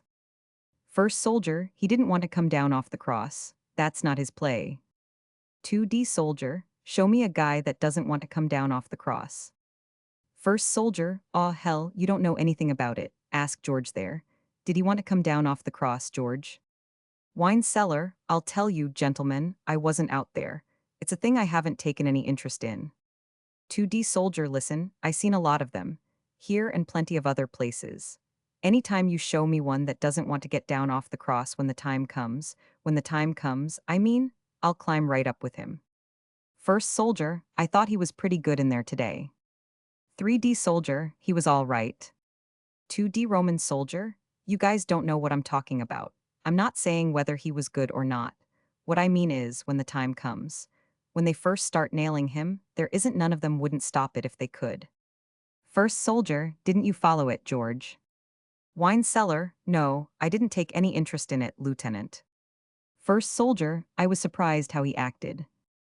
3D soldier, the part I don't like is the nailing them on. You know, that must get to you pretty bad. 2D soldier, it isn't that that's so bad as when they first lift him up. He makes a lifting gesture with his two palms together. When the weight starts to pull on him, that's when it gets him. 3D Roman soldier, it takes some of them pretty bad. First soldier, ain't I seen him? I seen plenty of them. I tell you, he was pretty good in there today. The second Roman soldier smiles at the Hebrew wine cellar. 2D soldier, you're a regular Christer, big boy. First soldier, sure, go on and kid him, but listen while I tell you something. He was pretty good in there today. 2D soldier, what about some more wine? The wine seller looks up expectantly. The third Roman soldier is sitting with his head down. He does not look well. 3D soldier, I don't want any more. 2D soldier, just for two, George. The wine seller puts out a pitcher of wine, a size smaller than the last one. He leans forward on the wooden counter. First Roman soldier, you see his girl. 2D soldier, wasn't I standing right by her? First soldier, she's a nice looker. 2D soldier, I knew her before he did. He winks at the wine cellar. First soldier, I used to see her around the town. 2D soldier, she used to have a lot of stuff. He never brought her no good luck. First soldier, oh, he ain't lucky. But he looked pretty good to me in there today. 2D soldier, what become of his gang? First soldier, oh, they faded out. Just the women stuck by him. 2D Roman soldier, they were a pretty yellow crowd. When they seen him go up there, they didn't want any of it. First soldier, the women stuck all right. 2D soldier, sure, they stuck all right. First Roman soldier, you see me slip the old spear into him. 2D Roman soldier, you'll get into trouble doing that someday. First soldier, it was the least I could do for him. I'll tell you he looked pretty good to me in there today. Hebrew wine cellar, gentlemen, you know I got to close. First Roman soldier, we'll have one more round. 2D Roman soldier, what's the use? This stuff don't get you anywhere, come on let's go. First soldier, just another round. 3D Roman soldier, getting up from the barrel. No, come on, let's go, I feel like hell tonight. First soldier, just one more. 2D soldier, no, come on, we're going to go. Good night, George, put it on the bill. Wine cellar, good night, gentlemen. He looks a little worried. You couldn't let me have a little something on account, Lieutenant. 2D Roman soldier, what the hell, George, Wednesday's payday. Wine cellar, it's all right, Lieutenant. Good night, gentlemen. The three Roman soldiers go out the door into the street. Outside in the street. 2D Roman soldier, George is a kike just like all the rest of them. First Roman soldier, oh, George is a nice fella. 2D soldier, everybody's a nice fella to you tonight. 3D Roman soldier, come on, let's go up to the barracks. I feel like hell tonight. 2D soldier, you been out here too long. 3D Roman soldier, no, it ain't just that, I feel like hell. 2D soldier, you been out here too long, that's all. Curtain. Banal story. So he ate an orange, slowly spitting out the seeds. Outside, the snow was turning to rain. Inside, the electric stove seemed to give no heat, and rising from his writing table, he sat down upon the stove. How good it felt. Here at last was life. He reached for another orange. Far away in Paris, Mascart had knocked Danny Frush cuckoo in the second round. Far off in Mesopotamia, 21 feet of snow had fallen. Across the world in distant Australia, the English cricketers were sharpening up their wickets. There was romance. Patrons of the arts and letters have discovered the forum, he read. It is the guide, philosopher, and friend of the thinking minority. Prize short stories. Will their authors write our bestsellers of tomorrow? You will enjoy these warm, homespun American tales, bits of real life on the open ranch, in crowded tenement or comfortable home, and all with a healthy undercurrent of humor. I must read them, he thought. He read on, our children's children. What of them? Who of them? New means must be discovered to find room for us under the sun. Shall this be done by war, or can it be done by peaceful methods? Or will we all have to move to Canada? Our deepest convictions, will science upset them? Our civilization, is it inferior to older orders of things? And meanwhile, in the far-off dripping jungles of Yucatan, sounded the chopping of the axes of the gum choppers. Do we want big men or do we want them cultured? Take Joyce. Take President Coolidge. What star must our college students aim at? There is Jack Britton. There is Dr. Henry Van Dyke. Can we reconcile the two? Take the case of young Stribling. And what of our daughters who must make their own soundings? Nancy Hawthorne is obliged to make her own soundings in the sea of life. Bravely and sensibly, she faces the problems which come to every girl of 18. It was a splendid booklet. Are you a girl of 18? Take the case of Joan of Arc. Take the case of Bernard Shaw. Take the case of Betsy Ross. Think of these things in 1925. Was there a risque page in Puritan history? Were there two sides to Pocahontas? Did he have a fourth dimension? Are modern paintings and poetry art? Yes, and number take Picasso. Have tramps codes of conduct? Send your mind adventuring. There is romance everywhere. Forum writers talk to the point, are possessed of humor and wit, but they do not try to be smart and are never long-winded. Live the full life of the mind, exhilarated by new ideas, intoxicated by the romance of the unusual. He laid down the booklet. And meanwhile, stretched flat on a bed in a darkened room in his house in Triana, Manuel Garcia Mera lay with a tube in each lung, drowning with the pneumonia. All the papers in Andalusia devoted special supplements to his death, which had been expected for some days.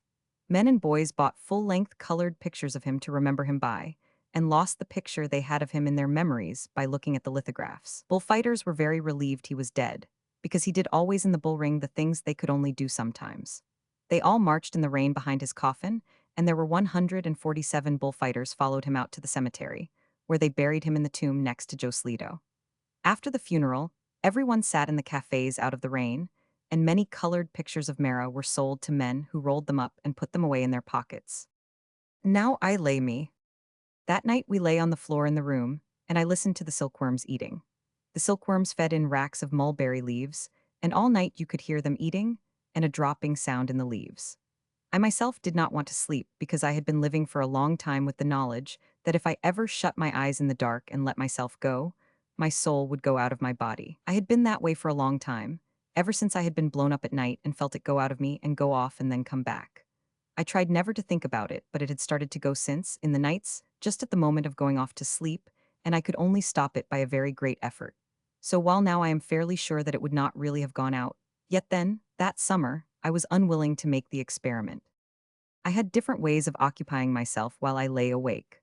I would think of a trout stream I had fished along when I was a boy and fish its whole length very carefully in my mind, fishing very carefully under all the logs, all the turns of the bank, the deep holes and the clear shallow stretches, sometimes catching trout and sometimes losing them. I would stop fishing at noon to eat my lunch, sometimes on a log over the stream, sometimes on a high bank under a tree, and I always ate my lunch very slowly and watched the stream below me while I ate. Often I ran out of bait because I would take only 10 worms with me in a tobacco tin when I started. When I had used them all I had to find more worms, and sometimes it was very difficult digging in the bank of the stream, where the cedar trees kept out the sun, and there was no grass, but only the bare moist earth, and often I could find no worms. Always, though, I found some kind of bait. But one time in the swamp I could find no bait at all, and had to cut up one of the trout I had caught and use him for bait. Sometimes I found insects in the swamp meadows, in the grass or under ferns, and used them. There were beetles and insects with legs like grass stems, and grubs in old rotten logs. White grubs with brown pinching heads that would not stay on the hook and emptied into nothing in the cold water. And wood ticks under logs where sometimes I found angleworms that slipped into the ground as soon as the log was raised. Once I used a salamander from under an old log. The salamander was very small and neat and agile and a lovely color. He had tiny feet that tried to hold on to the hook, and after that one time I never used a salamander, although I found them very often. Nor did I use crickets because of the way they acted about the hook.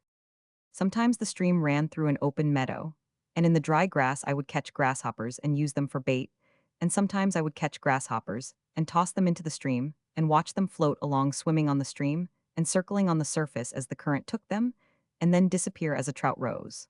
Sometimes I would fish 4 or 5 different streams in the night, starting as near as I could get to their source and fishing them downstream. When I had finished too quickly and the time did not go, I would fish the stream over again, starting where it emptied into the lake and fishing back upstream, trying for all the trout I had missed coming down. Some nights too I made up streams, and some of them were very exciting, and it was like being awake and dreaming.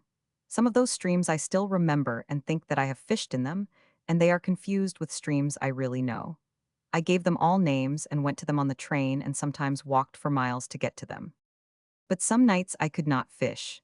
And on those nights I was cold awake and said my prayers over and over and tried to pray for all the people I had ever known. That took up a great amount of time, for if you try to remember all the people you have ever known, going back to the earliest thing you remember, which was, with me, the attic of the house where I was born and my mother and father's wedding cake in a tin box hanging from one of the rafters. And in the attic, jars of snakes and other specimens that my father had collected as a boy, and preserved in alcohol, the alcohol sunken in the jars, so the backs of some of the snakes and specimens were exposed and had turned white. If you thought back that far, you remembered a great many people. If you prayed for all of them, saying a Hail Mary and an Our Father for each one, it took a long time and finally it would be light.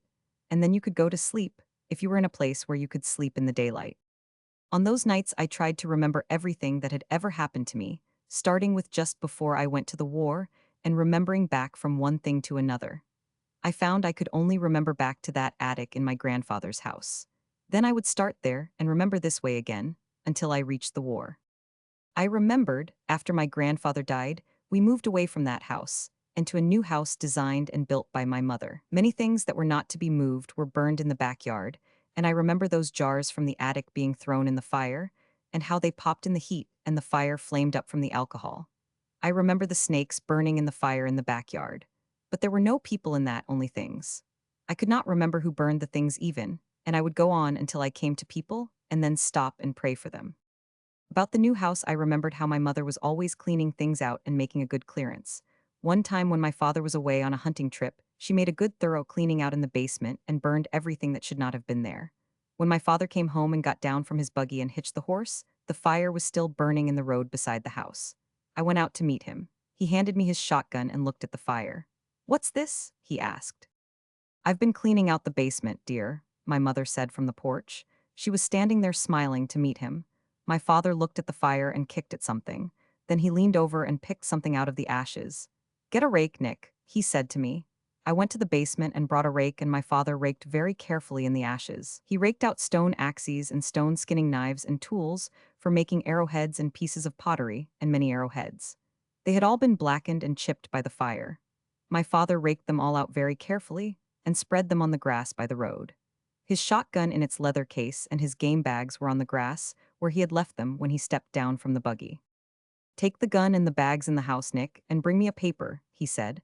My mother had gone inside the house. I took the shotgun, which was heavy to carry and banged against my legs, and the two game bags and started toward the house. "Take them one at a time," my father said. "Don't try and carry too much at once." I put down the game bags and took in the shotgun and brought out a newspaper from the pile in my father's office. My father spread all the blackened, chipped stone implements on the paper and then wrapped them up. "The best arrowheads went all to pieces," he said. He walked into the house with the paper package, and I stayed outside on the grass with the two game bags. After a while, I took them in remembering that there were only two people, so I would pray for them both. Some nights, though, I could not remember my prayers even. I could only get as far as "on earth as it is in heaven," and then have to start all over and be absolutely unable to get past that. Then, I would have to recognize that I could not remember and give up saying my prayers that night and try something else. So on some nights, I would try to remember all the animals in the world by name, and then the birds, and then fishes, and then countries and cities, and then kinds of food, and the names of all the streets I could remember in Chicago. And when I could not remember anything at all anymore, I would just listen. And I do not remember a night on which you could not hear things. If I could have a light, I was not afraid to sleep, because I knew my soul would only go out of me if it were dark. So, of course, many nights I was where I could have a light, and then I slept because I was nearly always tired and often very sleepy. And I'm sure many times, too, that I slept without knowing it, but I never slept knowing it, and on this night I listened to the silkworms. You can hear silkworms eating very clearly in the night, and I lay with my eyes open and listened to them. There was only one other person in the room, and he was awake too. I listened to him being awake for a long time. He could not lie as quietly as I could because, perhaps, he had not had as much practice being awake. We were lying on blankets spread over straw, and when he moved the straw was noisy, but the silkworms were not frightened by any noise we made and ate on steadily. There were the noises of night 7 kilometers behind the lines outside, but they were different from the small noises inside the room in the dark. The other man in the room tried lying quietly. Then he moved again. I moved too, so he would know I was awake. He had lived 10 years in Chicago. They had taken him for a soldier in 1914 when he had come back to visit his family, and they had given him to me for an orderly because he spoke English. I heard him listening, so I moved again in the blankets. "Can't you sleep, Signor Tenant?" he asked. "No. I can't sleep either." "What's the matter?" "I don't know, I can't sleep." "You feel all right." "Sure, I feel good, I just can't sleep." "You want to talk a while?" I asked. "Sure, what can you talk about in this damn place?" "This place is pretty good," I said. "Sure," he said, "it's all right." "Tell me about out in Chicago," I said. "Oh," he said, "I told you all that once." "Tell me about how you got married." "I told you that." "Was the letter you got Monday from her?" "Sure, she writes me all the time. She's making good money with the place." "You'll have a nice place when you go back." "Sure, she runs it fine. She's making a lot of money." "Don't you think we'll wake them up talking?" I asked. "No, they can't hear. Anyway, they sleep like pigs. I'm different," he said. "I'm nervous." "Talk quiet," I said. "Wanna smoke?" We smoked skillfully in the dark. "You don't smoke much, Signor Tenant." "No, I've just about cut it out." "Well," he said, "it don't do you any good, and I suppose you get so you don't miss it. Did you ever hear a blind man won't smoke because he can't see the smoke come out?" "I don't believe it." "I think it's all bull myself," he said. "I just heard it somewhere, you know how you hear things." We were both quiet, and I listened to the silkworms. "You hear those damn silkworms?" he asked. "You can hear them chew." "It's funny," I said. "Say, Signor Tenant, is there something really the matter that you can't sleep? I never see you sleep. You haven't slept nights ever since I've been with you." "I don't know, John," I said. "I got in pretty bad shape along early last spring and at night it bothers me." "Just like I am," he said. "I shouldn't have ever got in this war, I'm too nervous." "Maybe it will get better." "Say, Signor Tenant, what did you get in this war for anyway?" "I don't know, John, I wanted to then." "Wanted to," he said, "that's a hell of a reason." "We oughtn't to talk out loud," I said. "They sleep just like pigs," he said. "They can't understand the English language anyway. They don't know a damn thing. What are you going to do when it's over and we go back to the States?" "I'll get a job on a paper." "In Chicago." "Maybe." "Do you ever read what this fellow Brisbane writes? My wife cuts it out for me and sends it to me." "And sure." "Did you ever meet him?" "No, but I've seen him." "I'd like to meet that fellow. He's a fine writer." My wife don't read English, but she takes the paper just like when I was home, and she cuts out the editorials and the sport page and sends them to me. "How are your kids?" "They're fine. One of the girls is in the 4th grade now. You know, Signor Tenant, if I didn't have the kids, I wouldn't be your orderly now. They'd have made me stay in the line all the time." "I'm glad you've got them." "So am I. They're fine kids, but I want a boy. 3 girls and no boy, that's a hell of a note." "Why don't you try and go to sleep?" "No, I can't sleep now. I'm wide awake now, Signor Tenant. Say, I'm worried about you not sleeping, though." "It'll be all right, John. Imagine a young fellow like you not to sleep." "I'll get all right, it just takes a while." "You got to get all right. A man can't get along that don't sleep. Do you worry about anything? You got anything on your mind?" "No, John, I don't think so." "You ought to get married, Signor Tenant, then you wouldn't worry." "I don't know." "You ought to get married. Why don't you pick out some nice Italian girl with plenty of money? You could get anyone you want. You're young and you got good decorations and you look nice. You've been wounded a couple of times." "I can't talk the language well enough." "You talk it fine, to hell with talking the language. You don't have to talk to them, marry them." "I'll think about it." "You know some girls, don't you?" "And sure." "Well, you marry the one with the most money. Over here, the way they're brought up, they'll all make you a good wife." "I'll think about it." "Don't think about it, Signor Tenant, do it." "All right." "A man ought to be married, you'll never regret it. Every man ought to be married." "All right," I said, "let's try and sleep a while." "All right, Signor Tenant, I'll try it again, but you remember what I said." "I'll remember it," I said. Now let's sleep a while, John. All right, he said. I hope you sleep, Signor Tenant. I heard him roll in his blankets on the straw, and then he was very quiet, and I listened to him breathing regularly. Then he started to snore. I listened to him snore for a long time, and then I stopped listening to him snore and listened to the silkworms eating. They ate steadily, making a dropping in the leaves. I had a new thing to think about, and I lay in the dark with my eyes open and thought of all the girls I had ever known and what kind of wives they would make. It was a very interesting thing to think about, and for a while it killed off trout fishing and interfered with my prayers. Finally, though, I went back to trout fishing, because I found that I could remember all the streams and there was always something new about them. While the girls, after I had thought about them a few times, blurred and I could not call them into my mind, and finally they all blurred and all became rather the same, and I gave up thinking about them almost altogether. But I kept on with my prayers, and I prayed very often for John in the nights, and his class was removed from active service before the October offensive. I was glad he was not there, because he would have been a great worry to me. He came to the hospital in Milan to see me several months after and was very disappointed that I had not yet married. And I know he would feel very badly if he knew that, so far, I have never married. He was going back to America, and he was very certain about marriage and knew it would fix up everything.